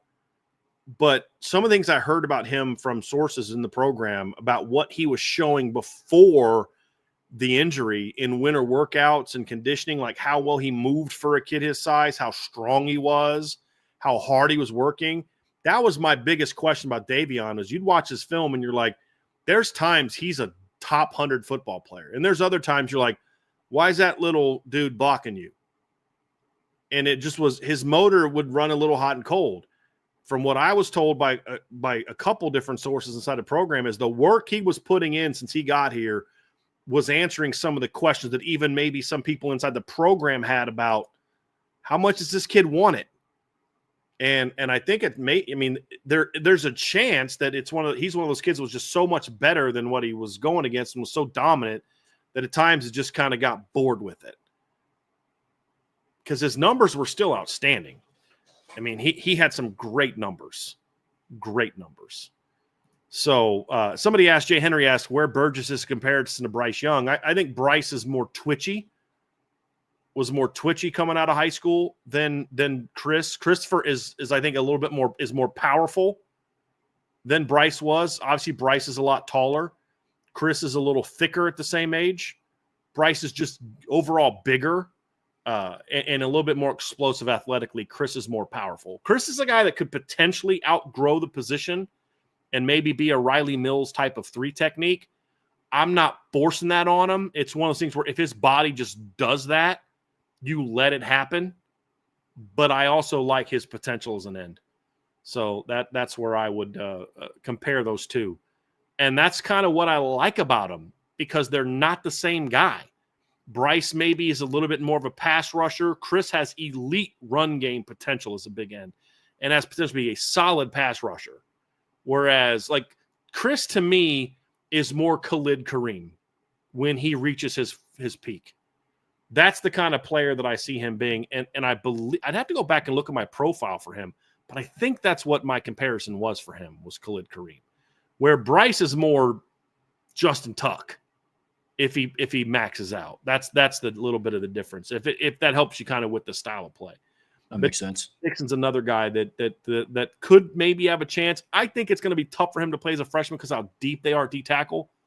But he's 6'2", 320 and a little bit more athletic than Sevillano, a little bit better conditioning than Sevillano. Maybe he could give you some of that. But there's a day that this Notre Dame staff is envisioning a day where those two are a big part of the nose tackle rotation. I don't know if it's going to be 2025, but they're hoping that both of them become that.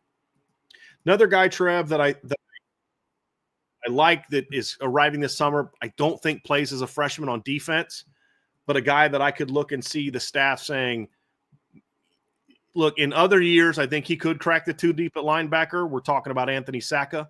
I don't think that's going to be possible this year, but he's one of those guys where even if he doesn't help you on defense, he's a guy that I could see Marty Biaggi on a daily basis just being like, please let me have Anthony Sacka. Please have Anthony Sacka. Please let me have Anthony Sacka. I see this guy being, at the very least in his career, he's a great special teams weapon, but he also has big-time talent and upside where he could also eventually be a stud linebacker for you. I just think right now they're too deep at that position, and I mean TOO deep at that position, not too deep. Number-wise, where it's going to be tough for him to crack that lineup as a freshman. But this kid has big-time tools. But he could be a freshman star on special teams where you're just like, dude, we want to redshirt him to get some distance between him and Kingston and guys like that. But how do you say we put as much value on special teams as we do offense and defense, and then say, hey, we're not gonna let you have this potential stud because we want to redshirt him for defense? I could see the staff having that dilemma with Anthony Sacka as a freshman, Trev. Yeah.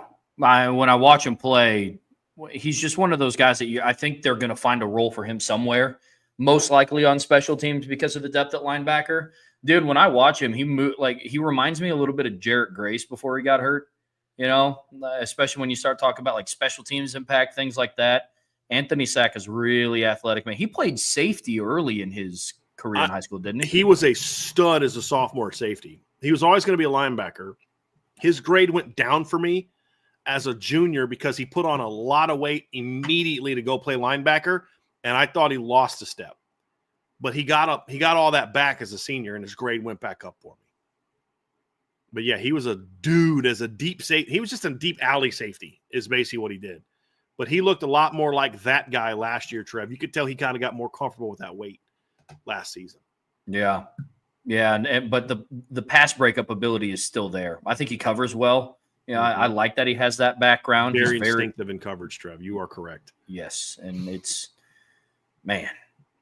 dude likes to hit. Yeah. Yeah, I graded him as a top 150 caliber prospect. He has a 4.5-star upside for me.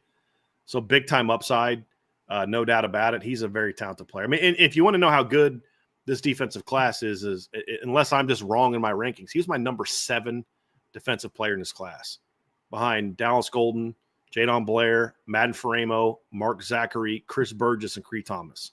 And him and Cree were very close. Very close. I was just going to ask how close. Yeah, like 3 points. Yeah. Like 3 in a 600-something point scale. He was my number 5 player in upside. He jumps Cree Thomas and Mark Zachary from an upside standpoint.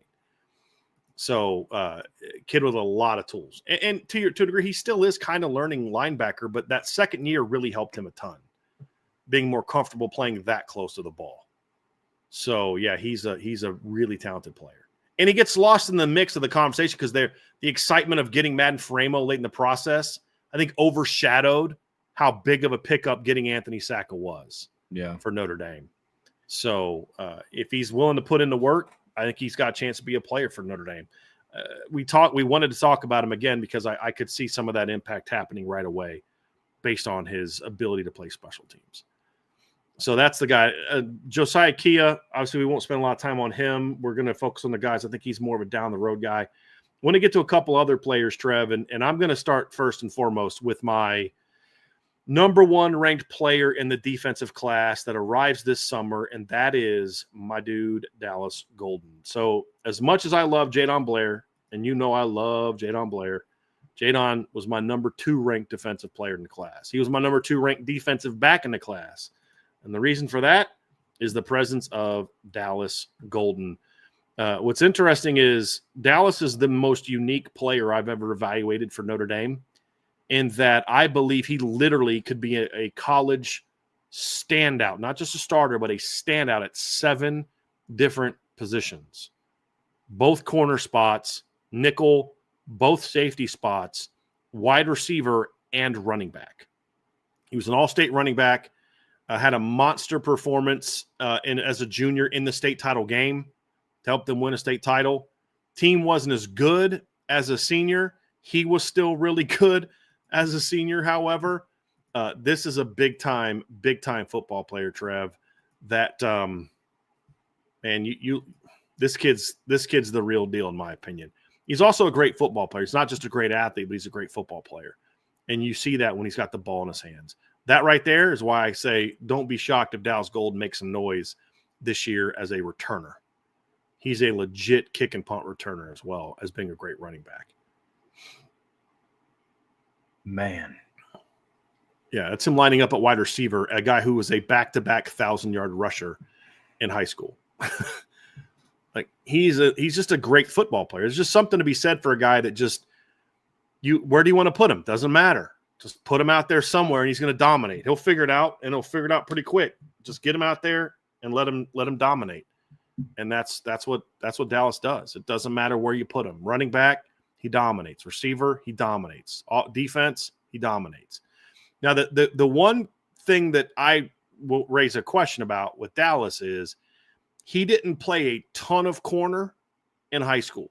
Played some, but he also played safety. And then there's times they didn't even have him out there. He's got a lot to learn about the technique of the position. You see a little bit of that there. That is not technically sound, but that's just a guy that's really talented. So I know a couple guys that liked him but didn't love him. They had questions about how good of a defensive back he was.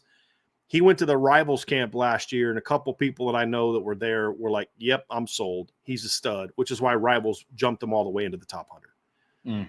Is because of the performance he had at their camp. Where some of the people that still had questions about him, he was able to step in and say, hey, look, I'm going to answer these questions. And again, I point out, even if he can't help you on defense, this is a kid that I am saying, Biaggi, let him go back there, let him return kicks, find a way to get this guy to football. Look at the foot, look at the quickness, the vision, the balance, the strength. And this kid's got the whole deal, man. He's got the whole package.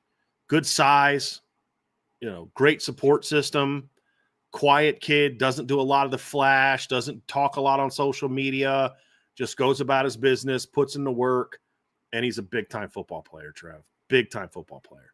And I get why everybody keeps talking about wanting him to move into offense. Could Notre Dame ever have a two-way player like a Travis Hunter? I don't know that Dallas Golden is Travis Hunter, but if Notre Dame had that opportunity where they needed a guy to do that, I absolutely believe Dallas Golden has the ability to play on both sides of the ball, just like I thought Xavier Watts could. I don't know if you're going to need that, but he could. If he's not a full-time player on defense and you have need on offense for playmakers, why would you not make him a two-way player? I want him to learn to play corner. That's my thing. And I could see him being an elite nickel guy too. Like, this could be your future 3-year starter nickel. Well, that might be asking a lot to get him for 3 years of a starter, but maybe 2. Yeah. Hopefully 3, but he could be one of those 3 and done players. He could also end up still being a senior because, again, he does have a lot to learn technically about the position. But I also love the fact that this kid committed to Notre Dame knowing what they had in front of him and never wavered, even as Leonard Moore's going out there having a freshman All-American season. Never wavered. And I have been told by some that he kind of likes the idea of playing nickel, even like early on, like really likes that idea. I could see him come in and get some opportunities. Look at those feet. Good Lord. But he could play outside, Trev. He could play nickel. He could play offense. He could play safety. His junior film has a lot of clips of him playing safety, and he was really good at it. So this is a big-time football player. I cannot wait to see this kid in Notre Dame uniform. And he's got a great name. He's got the perfect Notre Dame name, Dallas Golden. Yeah. Come on. Is that not a great Notre Dame name? But the talent also backs that up. Look at the vision. Look at the feet. I mean, it's a big-time football player, dude. Gets the corner. It's a big-time football player. Yeah, I think if I had to talk, because I think he could absolutely be a two-way player. Mm-hmm. I would rather him be used as more of like a Jabril Peppers two-way player than a Travis Hunter two-way player. Explain that for some people, because I agree with you completely. Yeah, so Travis Hunter was like Colorado's number one receiver and their number one corner. Like, he was on the field, I mean, short of special teams, 99% you built your offense and your defense around him. Exactly. Whereas Jabril Peppers had a skill set as such where he was a big impact on special teams, similar to the conversation with Dallas Golden. He was playing safety. At one point, he got big enough, like beefy enough, where he came down and played a little bit of linebacker. Yeah, he was basically more like the rover. The Drew Tranquil linebacker, not a Drake Bowen. Yeah, that rover linebacker. spot. Yeah, exactly. Yep. But then on offense, they would use him from time to time on screens. They would run reverses to him, but he wasn't lining up as their starting field receiver and being in on every offensive snap as well. So that's what I mean by I would rather a kid like Dallas Golden be used in that light than more of a Travis Hunter light.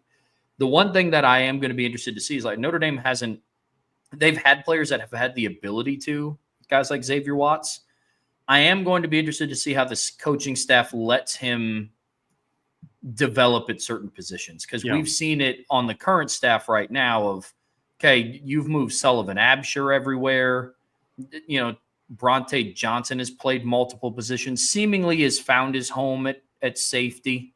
and that's where he's played most of the spring. But I will be interested to see how the coaching staff manages that with a player as talented as Dallas Golden. But nonetheless, I'm excited to just see him in the blue gold, man. Because your point is you want to make sure he's a master of something before he becomes a jack of all trades. You know, some guys can be jack of all trades, master of this and this. The expression is there for a reason of jack of all trades, master of none. You got to let him master something first. Then you can work on that other part. And to your point, Jabril Peppers last year at Michigan, he carried the ball 27 times for 167 yards for 6.2 per carry on offense. On defense, he had 71 tackles and 15 tackles for loss and 3.5 sacks. Different type of player. But then he also was their leading punt returner, 21 punt returns for 310 yards and a touchdown. He also had also averaged 26 yards on 10 kick returns. Like, I think the Jabril Peppers comparison is a great one. They're not direct comparisons because they're different body types. Like you said, Dallas Golden's not going to beef up into basically a rover in that defense where he's 15 tackles for loss because he's a rover, not a DB anymore. Yeah. But as far as the usage, that I could definitely see. So you just put him in and say, we're just going to get this kid to football. Yep. It's not so much about he's going to become a regular on offense and defense like a Travis Hunter, or even sort of like, Champ Bailey, his last year at Georgia was like basically kind of like a starting receiver also. Yeah. As we were more looking at like Charles Woodson, another Michigan example in that regard. So I could certainly see that. I hope as a true freshman, he is just more so just a more of a defensive player. Yeah. And then let him learn that. And then eventually you get to where he's doing both. That's my hope. But sometimes, Trev, but that's why I love the special teams aspect of it, because that's how you could still take advantage of his playmaking ability is like, let the kid return kicks. Yep. You want to get the ball in his hands. You don't need to take Jeremiah Love or Jadarian Price or Keidron Young or Jaden Greathouse or Will Pauling or Jordan Faison off the field on offense. Let him go out there and make some plays and help you as a special teams player. That's how you can get the ball in his hands.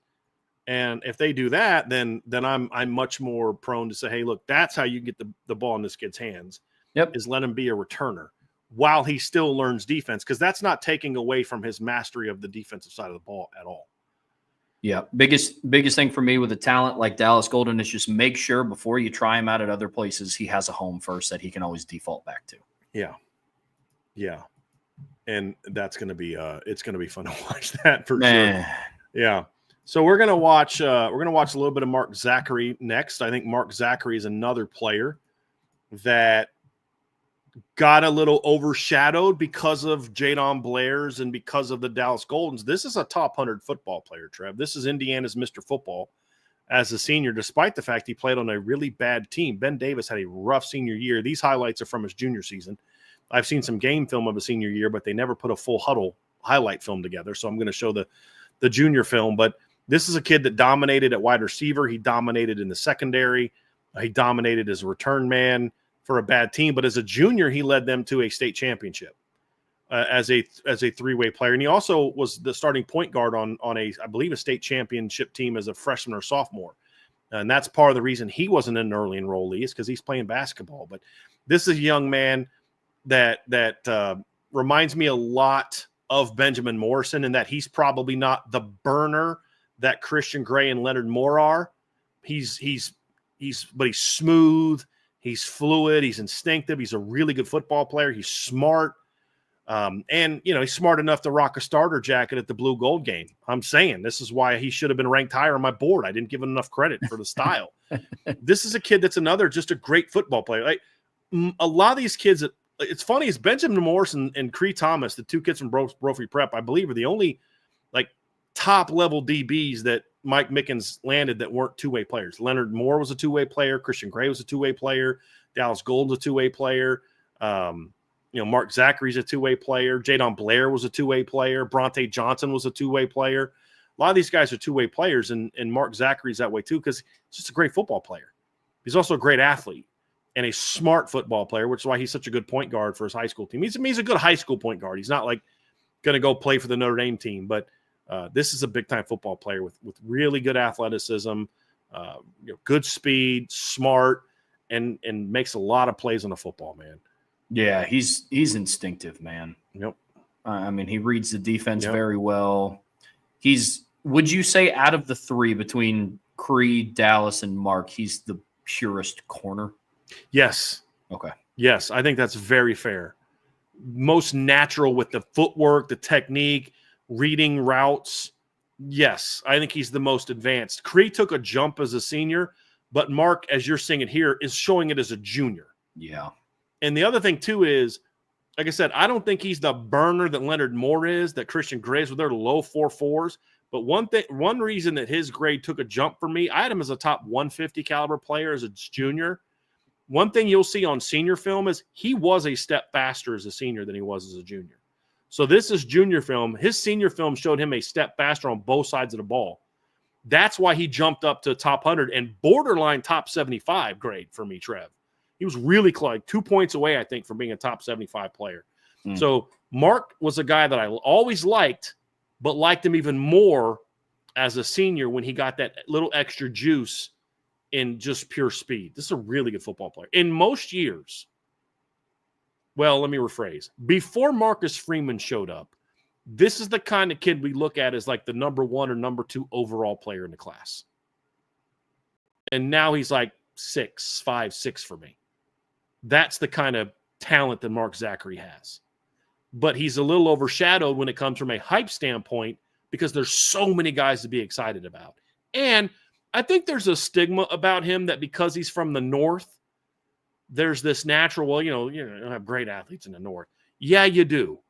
And this kid's an example of that.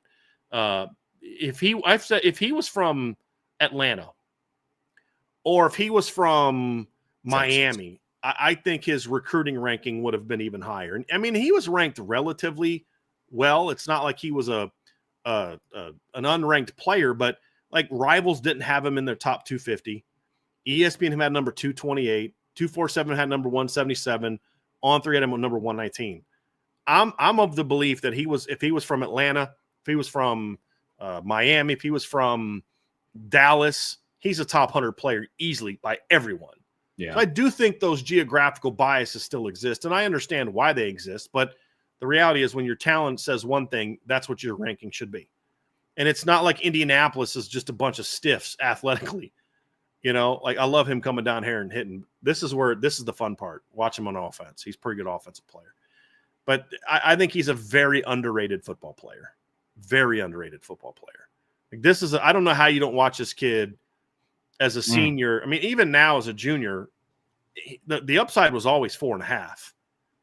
But it was like, okay, I just want to see him get a little step faster. But like he's a heck of a football player. I don't know how you don't watch him as a senior and say that's a top 100 football player, other than the fact he was already committed to Notre Dame. I think that's what it comes down to. It's a big time football player. Yeah, his acceleration is crazy. His burst. I mean, when he makes the decision to go, too, he's very smooth. Yeah.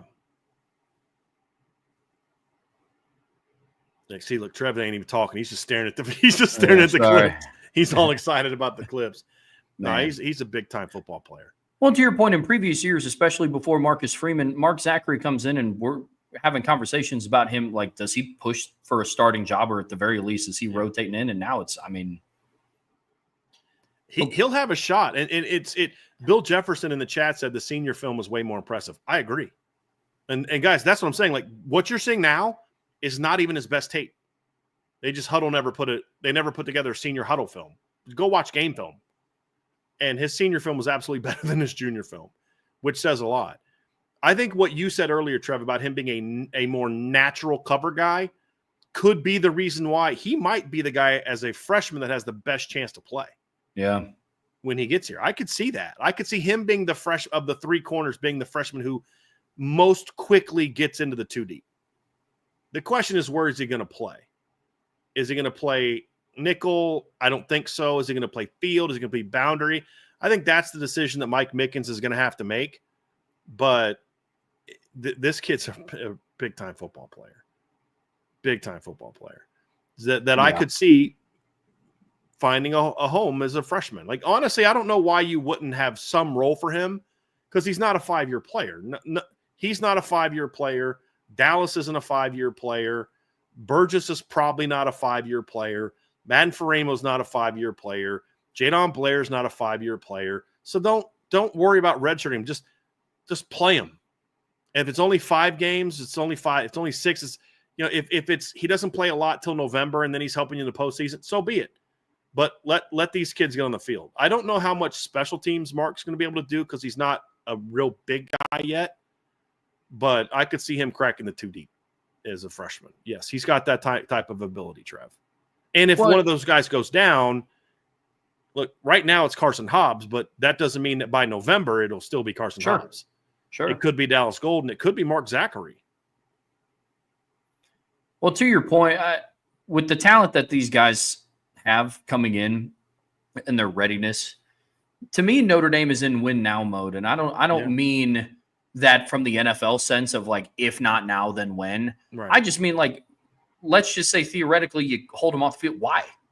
You have an opportunity in front of you right now with like what we alluded to in the part 1 of our show of Notre Dame. College football is wide open. Notre Dame is absolutely in the title contending conversation. If this player, if Mark Zachary, Dallas Golden, Creed Thomas, Christopher Burgess, Jadon Blair, if they can help you, then play them. It's not a, the team's not quite there yet, so we're going to let them marinate for a little bit and come back in 2026. Like, you can go out and do something this year. Right. Play them. Right. Like, if they can help you, if they earn it.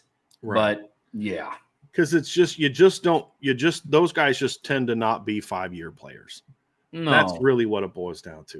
We're going to watch a little bit of Brandon Logan's senior film as well, because he's another intriguing player. This is a guy that I still don't think a lot of people appreciate how good this kid is. He had tons of production his last 2 years. The big reason he wasn't ranked anywhere, in my opinion, is because he didn't do anything football related, because he was a guy that was a big-time baseball prospect. He was committed to Vanderbilt, which, as you guys know, Vanderbilt is a national championship contender in baseball most years. They're a big-time program, and he was committed to them for a couple years. And Trev, as far as a baseball player, but this is a kid that's a downhill player. He's a guy that I could see being a nickel. I could certainly see that potentially being, part of what he does. And Notre Dame, so this is kind of how the recruitment went, just to refresh people's memory. He was a kid that people looked at and said, okay, we like him, but A, is he a baseball player or a football player? And then B is like, okay, what kind of speed does he really have? That was, I remember, a big question that Notre Dame had. And then he came to their summer camp, their Irish invasion camp, and he dominated. And I'm going to give you guys the numbers so you can have a little bit of a taste of what Brandon Logan did when he got to Notre Dame this past year and performed performed at the Irish invasion. So number one, he checked in at 5'11 and a half, 186 pounds. He had 32 and a quarter inch arms. It's pretty good length for a DB. He ran a 4.44 and a 4.47. He had a shuttle of a 4.16 and a broad jump of over 10 feet as a rising senior in high school. And so, like, when that athleticism checked, explosive, vertically, very like side to side was really impressive. This is a kid that I don't know if he did vertical jump this time, but I think he did vertical jump at one point in time in his career, and he had like a high 30-something vertical jump. This kid's a big-time athlete. He's still learning to play football. Everything he does in football is just God-given ability. He's still learning how to play football, but his athleticism, and he will hit you. He is a thumper. This kid was one of the biggest, like, underrated value picks that they got. And I remember watching, I was like, fans are not going to like this pickup because they're going to see a guy that's not ranked real high, but I'm telling y'all, this kid can flat out play. And I graded him as a top 250 prospect coming out with 4.5-star upside. Like, that's the kind of talent I have. The reason he didn't grade higher because he has big-time athleticism is he doesn't know how to play football yet. Yeah. Everything he does is just God-given ability. He would go against Notre Dame players and struggle because he doesn't know what he's doing yet. Once he learns how to play, that's when you see his game really take off. That's the biggest reason he's so much further down. What I want to know is he a nickel or is he a safety, or both? That's my big question. He's another guy. He is a guy that I do think there's value in redshirting, but he's another guy that you look at and say, Marty Biaggi may be like, hey, man, how do you not give me a 190-pound kid who runs a 4.4 who will hit? How do you not let me have that guy on my coverage units? Yeah. You know, so like at the very least, what Notre Dame got in Brandon Logan is a two-sport player that's going to be a stud special teams player for years to come. And look how long he is. That's the worst case scenario. Literally, it's barring injury, the worst case scenario is he's a stud special teams player for a few years. Best case scenario is he's a multi-year starter on the secondary. And he's basically a more athletic version of Adon Schuler. Yeah. That's his upside. He's Adon was ready to do that right away.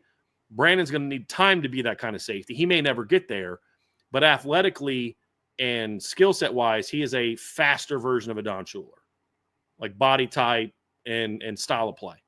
That's what you're getting for Brandon Logan. Could he help you right now in the secondary?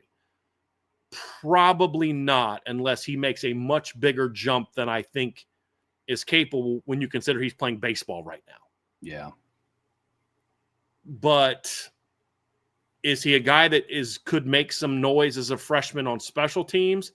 Absolutely. But here's what he does, Trev. He's one of your fastest safeties the minute he steps foot on campus. True. He's one of your most athletic safeties the minute he steps foot on campus. And that's why we talk about, when you talk about reinforcements coming, that's what we're referring to. He's that kind of player. And, dude, it's fun to watch. It's fun to watch him as a prospect. He's a very, very talented player. Very talented player. Agreed. And I think I'm glad that we did this segment, because I think it might answer a lot of questions about, moving forward, will Notre Dame have to go into the portal for X position? It's like, well, okay, who are you going to go find in the portal that will probably have to be okay not being a starter, and two, have the athletic ability of some of these guys that's coming in? You're not going to find that.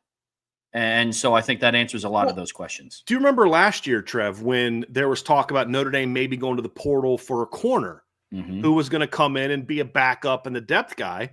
And they were looking at it, and eventually Marcus Freeman and I was told it was Marcus Freeman, Mike Mickens stepped in and said, no, let's back off of that. We're going to go with the young kids. We're going to go with Leonard Moore and then obviously Carson Hobbs. We're going to coach them up, because it was, to your point, A, can I get a guy that's going to be happy? And B, if a guy is going to be happy, he's not an elite talent.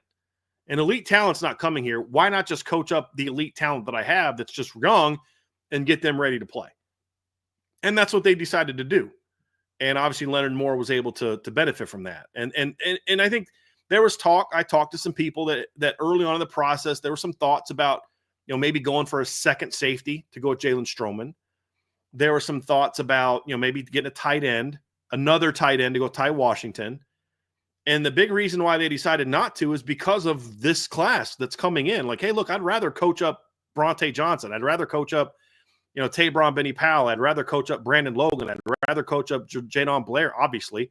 I'd rather coach up Ethan Long. I'd rather coach up Mark Zachary. I'd rather coach up Cree Thomas and get those guys ready to play, because then if there's an injury, these younger guys can step in. But then more so, as we look to then guys go on to the NFL, we've got these guys ready to go. And it's easier to keep those guys happy because you're able to find roles for them and have them play. And that's part of the reason why Notre Dame was able to not really lose that many guys in the portal this offseason. So the vast majority of the Notre Dame portal additions this in the winter and spring were guys that got beat out or were buried in the depth chart, or veterans that were kind of nudged out.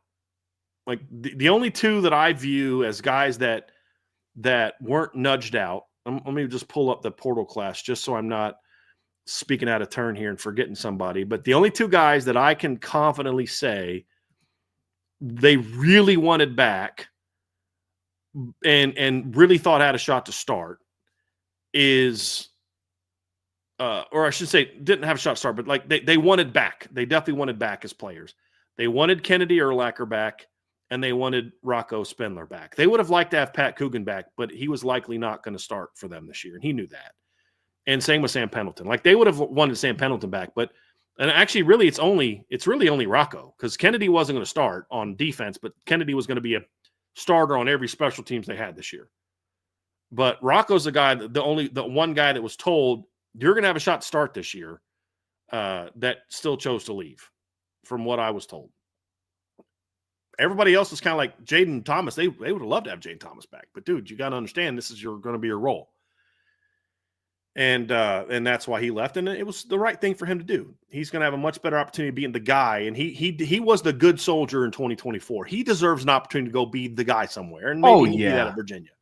I love Jaden Thomas, but I totally understand. He was bought in 100% to this football team from start to finish in 2024. Once the season's over with, now it's time for Jaden Thomas to sit down and think, okay, what's best for your future? He gave you everything he had in Notre Dame. Now he gets his chance to go maybe do something else. I love that kid. I'll be rooting like crazy for him. But he was a guy that they weren't going to promise more playing time because he wasn't going to get more playing time. And so I like the portal. I mean, that's why you're seeing those guys jump in, though, is the depth that they have. But the guys that we were concerned about them losing, they didn't lose. Why? Because so many of them played. And if you're Madden Faramo, you're like, well, dude, there's all these really good players ahead of me. But look at last year. We had played 5 linebackers last year. Yeah. Like Luke Talich is going into his junior year, not redshirt sophomore season, junior year. Why? Because he was a starter on special teams as a true freshman. That matters.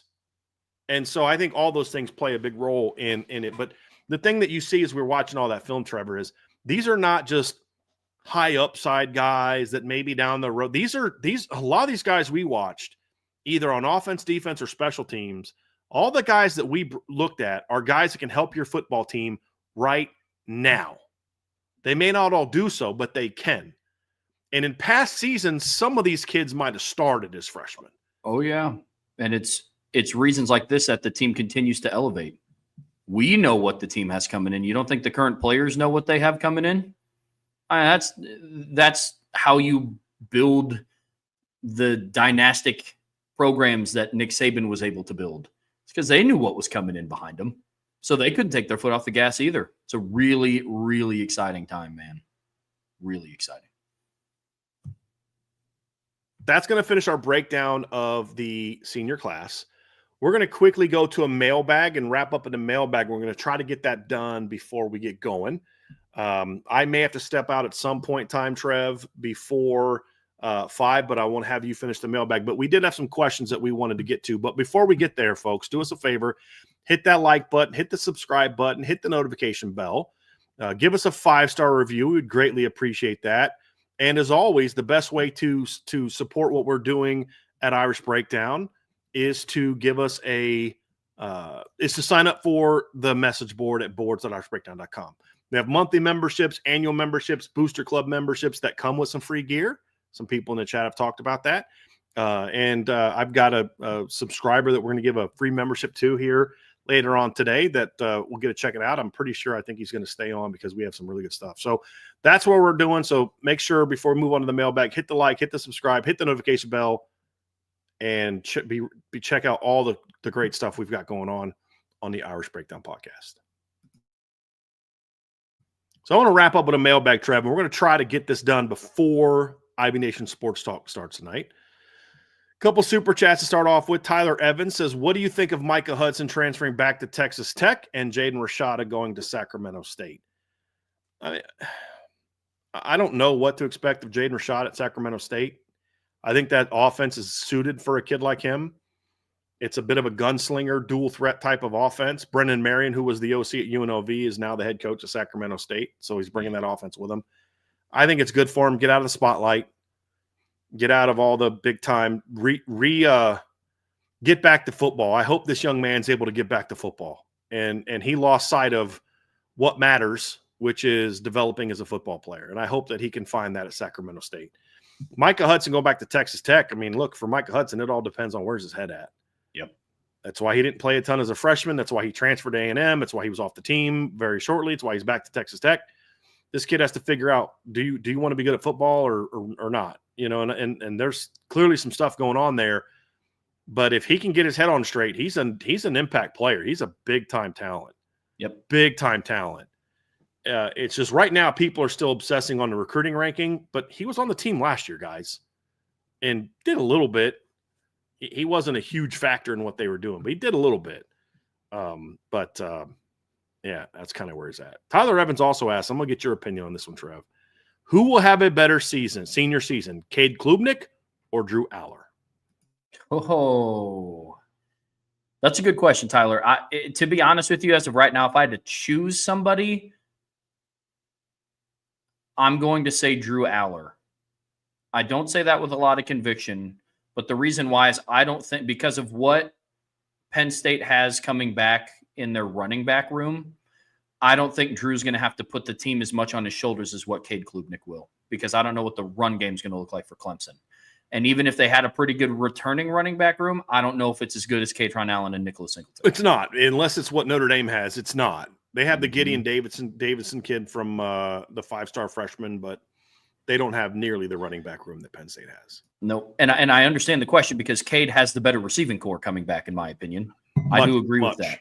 Yeah. But and a comparable O-line. Yeah. Yep. And might have a better defense. Mm-hmm.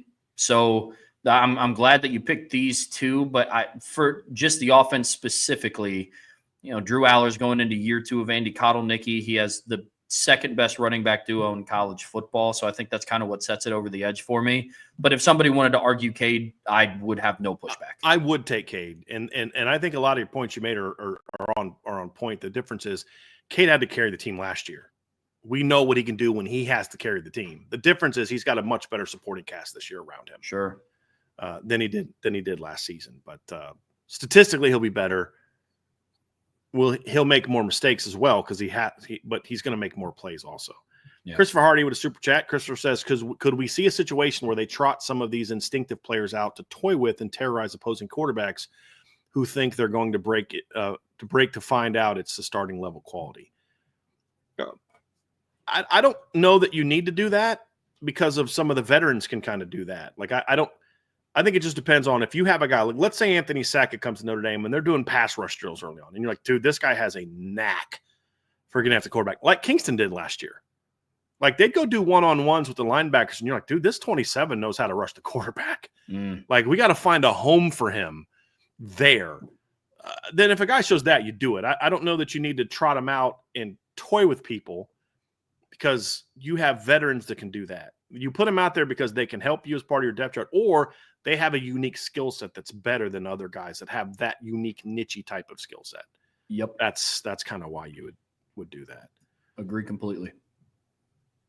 Real quick here from Ant VR, I saw Notre Dame just offered a new 2026 running back. Everything's still good with Javion Osborne. Nothing has changed with Javion Osborne. Notre Dame wants 2 running backs in this class. And as we've seen at every position, until the class is full, they're going to keep scouring the nation for players. And right now, no one's committed at running back publicly. So until they find 2 running backs that commit, they're going to keep looking for guys like D-line. They're in great position with all the guys they've been on with. But the reason they went offered some of these new guys like Alistair Vallejo, who I love a lot, is because guys haven't committed yet. And until they do, they're going to keep going out there and doing it. Fair. Here's the next question, Trev. If you could take these next couple, I would appreciate it. I'll pull them up, but you answer them. Yeah.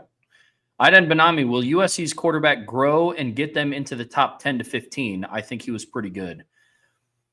Potentially. I think the jury's still out on Jaden Maeva. He played really well against Notre Dame, as we saw. We also saw that in the Notre Dame game when he got pressured, he threw 2 pick sixes. One was 98 yards. The other one was like 101 yards. He didn't look the same in the bowl game either. Now he's going to have a full offseason as a starting quarterback. I do think he's going to be a better player. I don't think we've seen the best of Jaden Maeva. And so, yes, I think he's going to grow. I don't know if just him alone will get USC into the top 10 to 15. Still have questions about their defense. DeAnton Lynn, I like that he's going into his second year, but I don't think that they have the athletes on defense that they used to have. And then again, I have serious question marks about their run game. I do. Going from Woody Marks and Joyner to, gosh, I forgot the kid's name, but he transferred from Hutchinson Community College. They picked up another player he's fine. I think Eli Sanders. So I don't know what their run game is going to look like. At the top, I like their skilled talent. So it's going to take more than just quarterback play, Iden, to get USC back in the top 15. But I do think he'll grow. He has a pretty good head coach to help grow the quarterback situation. If there's one thing Lincoln Riley can do, it's grow a quarterback. So I guess except Miller Moss, but that's a conversation for another day. But that's where I'm at with that one, Iden. Question in here from Salty. Is Notre Dame transitioning, I hate to use that word these days, from tight end U to DBU?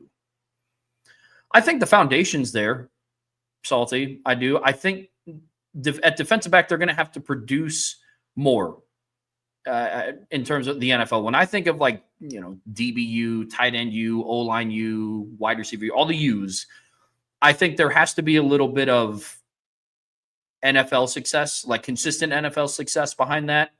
I think Notre Dame's last 12 starting tight ends, number one tight ends, have all been drafted dating back to 2005 and Anthony Fasano. I guess technically the 06 draft, but still. At defensive back, they're getting there with a lot of the talent that's came through. Cam Hart, Ben Morrison, and now they have two guys in Leonard Moore and Christian Gray who will also be NFL draft picks. I would wait a little bit longer to say that they are no longer tight end U to then just say they are now just DBU. Yeah. But they're well on their way. Why can't they be both? Exactly. Right? Be both. Your tight end U and DBU. Mm-hmm. They were O-line U and tight end U. Yeah. Mm-hmm. Yeah. Question in here from Siggy13. Michigan State's athletic director is out. Rumors around North Carolina's Bubba Cunningham, a Notre Dame grad, being a top candidate Michigan State is interested in. Is that a good move? Athletic director job skill requirements have evolved a lot in the new era. I think so. If Bubba's interested in that, I think that's a very curious move. In some ways, but because Bubba's been at North Carolina for a long time, but I also look at a guy that's there's so much uncertainty being the AD at North Carolina. Yeah. You're dealing with all this. Not only do you have to do with your normal stuff for your school, NIL and the boosters and all this other kind of stuff, but now you're having to deal with, as an ACC AD, all this stuff around your conference. Is your conference going to stay together? Are they not? The realignment, the this, the that, the other. There's a lot of different aspects to that it's just like an additional headache being an ACC AD. Yep. Michigan State, I don't know. This is because this broke right before we went live that Bill Holler's out at Michigan State. And I'm like, why? What happened there? Is he just – because my reading is that – and again, this is just briefly looking at Twitter before we came on the show – is that this wasn't necessarily him just retiring. It seems like they're moving on from him, is how I'm reading that. I could be incorrect, and I'll do more study on this afterwards. But that's interesting, and so clearly Michigan State's not happy with a lot of things that are going on within the athletic program, because the AD, as you mentioned, the AD job has evolved a lot in the last 2 years. Now all of a sudden, fundraising is a much bigger part of what you're trying to do. And it's a very interesting dynamic for sure. And I don't know that Bubba Cunningham is overly thrilled with how this whole football coach thing went down. Because if you read some of the backstory on that, it doesn't sound like Bubba Cunningham was necessarily the driving force behind hiring Bill Belichick. Mm. And so far, that's been more soap opera than football team trying to rebuild. Bro. You know? Bro. So, yeah. It's like, dude, we are killing your legacy right now. Killing your legacy. Yeah. So, no. No, dude. Here's the next one. Another one from Salty. Should Tobias Merriweather stick with the school, or is the portal his best avenue to breaking out as a wide receiver? So that's an interesting situation, because my understanding is, from talking to a couple people, he was doing very well at Cal, but spring. Yeah, there was a mass exodus after the spring from the program on offense. Their entire running back room left. A chunk of their receiving core left. Their quarterback left in the winter. There's something going on there at Cal right now. And I don't know what it is. but it's not like he left and it shows a pattern of not sticking it out. He was one of the last ones to leave. And I think he kind of looked around like, dude, I'm the only one left. This isn't a good situation. And I know that there's been some interest in him from other schools. I don't know where he's going to go, but I would have liked to have seen him stay somewhere. But at the same time, it's like, it's going to be hard for me to be successful when like I'm all that's left at the school. There's not a whole lot left. So we'll see. We'll see. I'm curious to see what his next step is, but he's got a lot to prove. Number one, can you stay healthy? Yeah. That's going to be a big thing for Tobias because he had a good spring last year and then he got hurt in fall camp. Had a good spring again this year. He's got to prove that he can stay healthy, but it's a very weird situation going on at Cal. And I don't have all the details, but I'm very curious kind of how this all plays out for that. Yeah, program. Me too. Yeah, and then Jaden Mickey's another one. Beefeater, good point. Jaden Mickey went to Cal, but the difference is I don't think Jaden ever went to Cal. Like he was still at Notre Dame, I believe, when he flipped to Boise, but I could be wrong on that. I thought he was still finishing his degree at Notre Dame this spring. I thought. I could be wrong on that, but I think it's a little different. He ended up flipping to Boise, but I don't think he actually was at Cal when that happened. But I know he didn't go through spring practice for sure because he flipped to Boise before the spring. So I think it's a little bit of a different situation. But yes, that is an accurate statement. And let's see here. So Salty had a couple of these. We did SEC and Big Ten. I thought we did ACC also. Did we not do ACC? No, I think we just did Big Ten and SEC, and they were very easy answers. Very easy answers. This is a little bit tougher, but yes, let's answer this one. Let's see. A player on offense and one on defense from any current ACC team. The defensive one for me is a little bit easier than the offensive one. Just off the top of my head, the defensive one is kind of easy. Could you imagine Notre Dame going into the season with the team that they have, and then I don't know, Peter Woods being at defensive tackle? Yeah. Like I'd be pretty good. Yeah. Offense is a little bit trickier, Trev. Carson Beck. Get out of here with that nonsense. Now, part of me wants to kind of look at some of those Clemson receivers. Yeah. That's kind of where I lean a little bit. A lot of the guys that I really liked, I mean, you already got Malachi Fields. I would have maybe looked at Alec Ayamanor if he wanted to come. I would have looked at Eric Singleton if he wanted to come, but he's out of the league now. Some of those guys are already gone. I lean more towards I lean towards some of those the receivers at Clemson, whether it be TJ Moore or Bryant Wesco. I probably lean towards one of those guys. Probably Wesco is probably where I'd lean the most. Him or Antonio Williams. Antonio Williams actually might be a good pick too because he's kind of that. He could be that kind of Z guy. But I think Wesco could be that. TJ Moore's a little bit more of a boundary to me, and you've already got Malachi Fields, but Antonio Williams is more of a slot guy. I really like the idea of Bryant Wesco being the Z. He had 41 catches for 708 yards and 5 touchdowns as a true freshman. I could see I could roll with that. I could roll with that. I'm trying to think of anybody else Louisville's got a couple nice receivers that I wouldn't mind, but I don't know that I want Chris Bell over Jaden Greathouse. Yeah. You know what I mean? Colin Lacey's a good player, but I want to see what Will Pauling and Jordan Faison can do there. Bryant Wesco is a legitimate talent upgrade over what you have there. So that one would be hard to do. And there's a couple offensive linemen in the league that are good players, but I don't know that any of them are necessarily upgrades over what you have. I think those Clemson kids make the most sense to me, Trev. Yep. I'd have to do a little bit more of a dive on some of the offensive players in the league, but I don't know that I could see anybody that'd be more of an upgrade than Bryant Wesco at a position of need for you. Yep. So, yeah. I agree. Here's a little tougher one. Let's go there.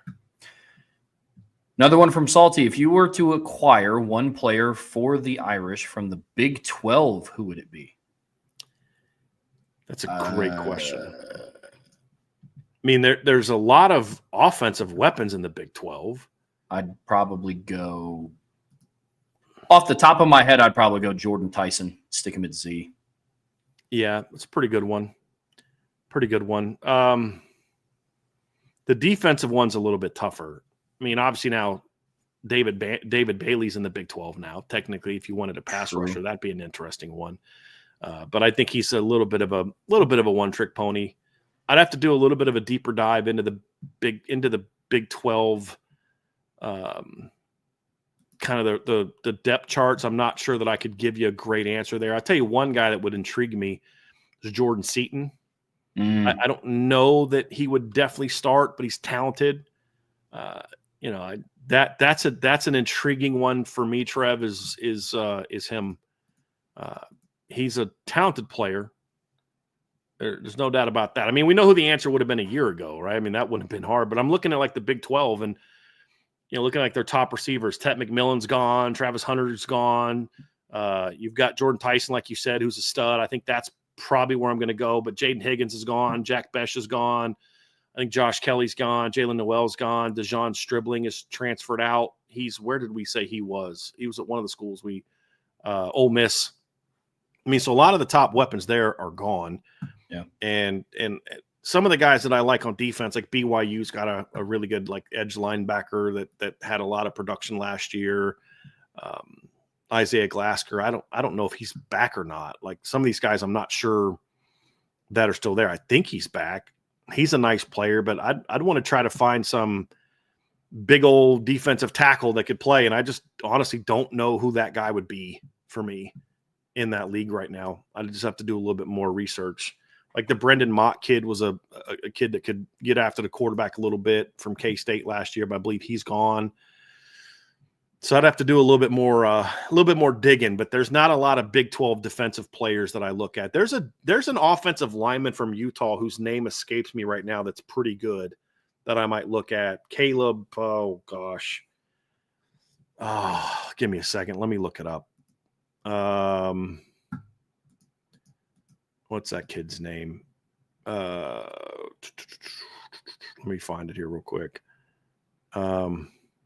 Caleb Lomu is who it is. So he'd be an interesting kid to look at. He's a big old 6'6", 305-pound kid from Utah that's a pretty good player. And he's young too. So he'd be a guy that I would look at. Be a guy that I'd look at. So those are some of those. Fair enough. Another one here from Salty. Which Notre Dame undrafted free agent has the best chance to find success? Well, I think Howard Cross is going into a system where he knows the coach. That helps him. I don't know a lot about the needs that the Bengals have for defensive linemen. A guy that I really like the fit, to be honest with you, Trev, is I like Bo Collins going to the Giants. I really do. Look, they're starting over to a degree in certain areas, but I know receivers a position that they've had some need in recent years. They got Malik Neighbors last year. Jalen Hyatt hasn't really panned out for them. Darius Slayton's a different kind of guy. Wan'Dale Robinson's a different kind of guy. I could see Bo maybe having a shot to kind of crack that 5 or 6 deep at some point in time. At the very least, make the practice squad as a rookie. And if he can kind of develop his game, Bo's going to work. He's going to work. He's big. He's athletic. I think there's a little bit of a need for that. They got Lil Jordan Humphrey. He's a bigger body guy, but he's just kind of okay. Yeah. I could see Bo with the Giants being a potential fit as well. I like that one. I just don't think Jordan Clark's big enough or fast enough to stick in the NFL. I hope I'm wrong on that. I just don't see that one. Yeah, we see. But that. I could see Bo, and then Howard Cross would be my next one as having the best shot. Don't sleep on RJ Oben with the Chiefs either, because he kind of fits the type of edge player that they've kind of had some success with. Maybe not the twitchiest guy, like I think of the George Karlaftis and guys like that. Just a big kind of edge, bigger power edge rusher. I wouldn't sleep on that one either. I think RJ Oben's a better player than he showed at Notre Dame this year. I mean, he's a guy that people like Ryan would talk about when we looking at last year's draft class. Ryan would talk about, or transfer class, Ryan was talking about how there was NFL people that thought he was an early day 3 draft pick last year before he came to Notre Dame. I think he had a bad year. So that'd be it. Let's go with this, and then I'm going to save this one question for last because I wanted to discuss that last. Yep. Mark Avalone, watch 1988 Notre Dame versus West Virginia recently. Curious your impression when you see wide receivers split out into 3-point stances. I see that's an offense that doesn't throw a lot to their receivers. Yeah. You're getting in blocking position, and what's the other thing those receivers did? Vertical. They're in a track stance, and that's exactly what they did. So that's what I think. I think, gosh, that's old school football. That's what I think. I think, oh, man, that's going back to my childhood. But yeah, I think option offense. That's what I think when I see guys in a 3-point stance is option offense is blocking and running fast vertically. Yep. That's what I think that it is. He got out of that not too long after that. I think Rocket, by 1990, Rocket was in a normal stance, if I remember correctly. That was one of the last years they did that. But, yeah, that was interesting, Trev. I want to get to this one last. One from Salty. In coaches' rankings from various sources, should Coach Freeman be ranked ahead of Coach Lanning at Oregon? Yes. I don't know that I would not have said that a year ago because Dan Lanning's first 2 years at Oregon were better than Marcus Freeman's first 2 years at Notre Dame. I think there's certain reasons for it, but they were. But there's really 2 big reasons why Marcus Freeman should be ranked ahead of Dan Lanning. Number one is his team was better than Oregon's was last year. They just were. And, you know, they lost to the same team in the postseason. Neither was overly impressive, although Notre Dame was more competitive in that game than what Oregon was. Oregon was never in that game. Notre Dame at least was in that game for a minute at the beginning and at the end. Yeah, obviously both beat Penn State. I think that Oregon did all that with a very veteran team. Notre Dame did all that with a very young team. I think that Notre Dame has been a little bit more consistent. I think that Oregon is a team that I'm curious how they're going to do in this league now that they're not a super veteran team. Both are recruiting at a high level. Oregon's more of the highly ranked recruits. I think Notre Dame's better at evaluating. Here's the biggest thing for me is Marcus Freeman has had way more success in big games than has Dan Lanning. Yes, you've got the Ohio State home game this year where they got a little fortunate to win that game. They had a nice win over Penn State. They have way more bad losses in big moments than Marcus Freeman's does. Look, say what Marcus Freeman until – I mean, you got the Clemson game in 2022, but we both agree that wasn't a great Clemson team. You're 0-3 against Ohio State. They've all been competitive. They've to some degree. You had a lead late in the third quarter in Columbus in your first game. Dan Lanning's first game was against Georgia on a neutral field. They got annihilated 49-3. He was 0 against Kalen DeBoer in his tenure there. And you know, and they were not good out of their league. I've pointed this out before, but you look at what they did out of their league. They got killed by Georgia. And then they went and played North Carolina in a bowl game, a team that Notre Dame stomped that year in Chapel Hill. They beat by a point with Drake May in a bowl game. And North Carolina should have won that game and had some guys sitting out. You go 2023, they barely beat Texas Tech on the road, and Texas Tech was not good. They lose again to Washington, and great, they played Liberty. They lose twice to Washington, beat Liberty. And then this year, again, they played Boise State out of conference and barely beat Boise State at home. And then they go into the postseason this year and get stomped by Ohio State. Like, he has had some bad big game moments, either A, getting blown out, or B, making very questionable decisions in big moments that cost his team points, which he did twice against Washington.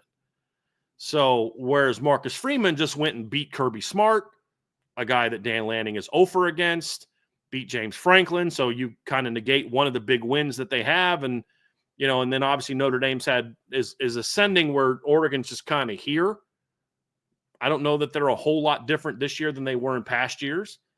So I think Dan Lanning's a really good coach, but at some point in time, you got to start saying, like, he walked into a good situation, and can he beat the best coaches in the country? Can he beat the best teams in the country? When he doesn't have them, it's like, are we going to start maybe thinking he's just a slightly better version of James Franklin? Because he beat James Franklin, but he had better players than James Franklin. Whereas if I have better players than you, you have no chance against me. But if we're equal talent-wise, I'm in trouble because I'm not as good of a coach as you. I think it's time to kind of ask that question a little bit. This year is going to be a great chance for him to prove his worth because he won't have a veteran team. He doesn't have a lot of returners compared to last year. He's got a lot of portal guys. How can he put that team together? If they're back in the playoffs and back in the Big Ten title game, my tune on Dan Lanning will change a little bit, like it did for James Franklin last year.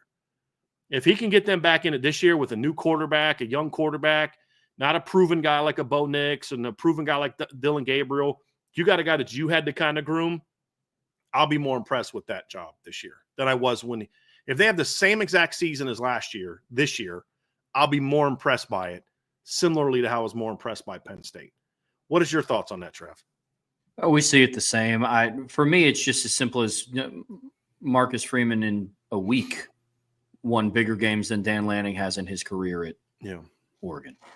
Winning the Sugar Bowl and the Orange Bowl within 7 days it's more impressive than beating Penn State in the Big Ten or Ohio State at home in October. Mm-hmm. That's the one thing that Dan Lanning can say that he has over Marcus Freeman is a win over Ohio State. Right, that's fair.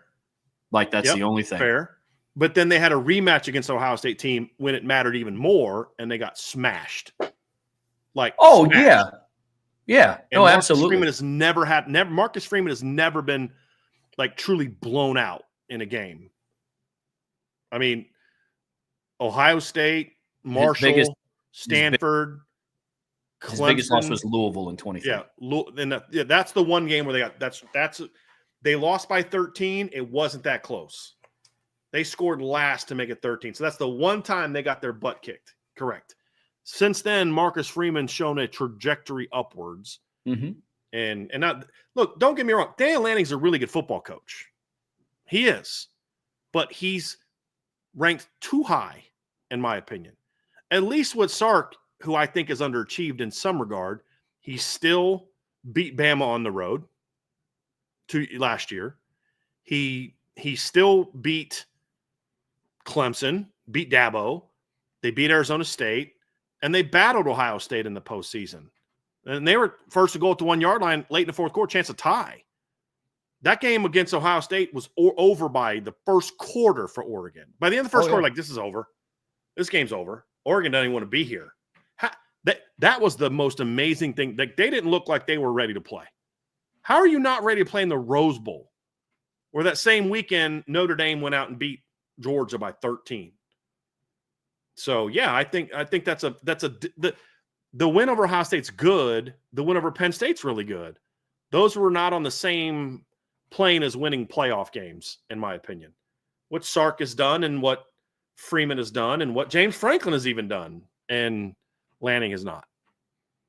So, very good coach, but he gets a little bit too much hype than I think he should. So, Anyway, Trev, I wanted to bring this up here real quick before you take us out of here. Reminder, guys, 5 o'clock, Ivy Nation Sports Talk is going to have the We In, We Out segment. Bill O'Doherty put this up at the beginning of the show. He said, hey, guys, my dad is in the hospital, dealing with some serious things. Would love y'all's prayers for him. Bill, we definitely do that, man. We lift up your dad in prayer. My wife and I will continue to pray for him. Pray for wisdom for the doctors. Pray for just strength for your dad. Pray for healing for your dad. Pray for strength for you as well. That you and your family can kind of be there for him and be supportive of him. And I know it sometimes can be really hard in your shoes because there's nothing you can do. You can't fix anything, but just being there for him, knowing that he's got people that have his back and continue to spread the word and lift up prayer, buddy, is exactly what you can do. And as someone who believes absolutely in the power of prayer, who's seen God work in miracles in our lives, my wife and I's lives, and in different ways. I'm a huge believer in the power of prayer. So we lift up your dad, and we also lift up you and your family, man. And we appreciate you coming to us and asking about that. And I know there's going to be other people in the chat also. They're gonna lift you up and be praying for you, man. So we got your back on that. So with that being said, Trev, why don't you take us out of here, bro? Yeah, absolutely. Really good show today, guys. Good mailbag questions. A lot of fun talking and breaking down the Irish Breakdown Top 25. Now, if you didn't get a chance to get your mailbag question answered, do not worry, because tomorrow's Friday. And it's a Friday free-for-all mailbag. So bring all the awesome questions or comments That is going to be the entire slate of tomorrow's show. That happens tomorrow at 1 p.m. Brian and I will be back. To know when we go live, be sure that you hit that subscribe button and that notification bell to always stay in the now. Before you head out of here, please be sure to hit that like button. And we would greatly appreciate a 5-star review on whatever platform that you watch us on. But as always, the best way to support what we do here is subscribe to the premium message boards at boards.irishbreakdown.com. Head on over to IB Nation Sports Talk. That's kicking off here in the next couple of minutes. But until tomorrow, that's Brian. I'm Trevor. We'll see you back here very soon on the Irish Breakdown podcast.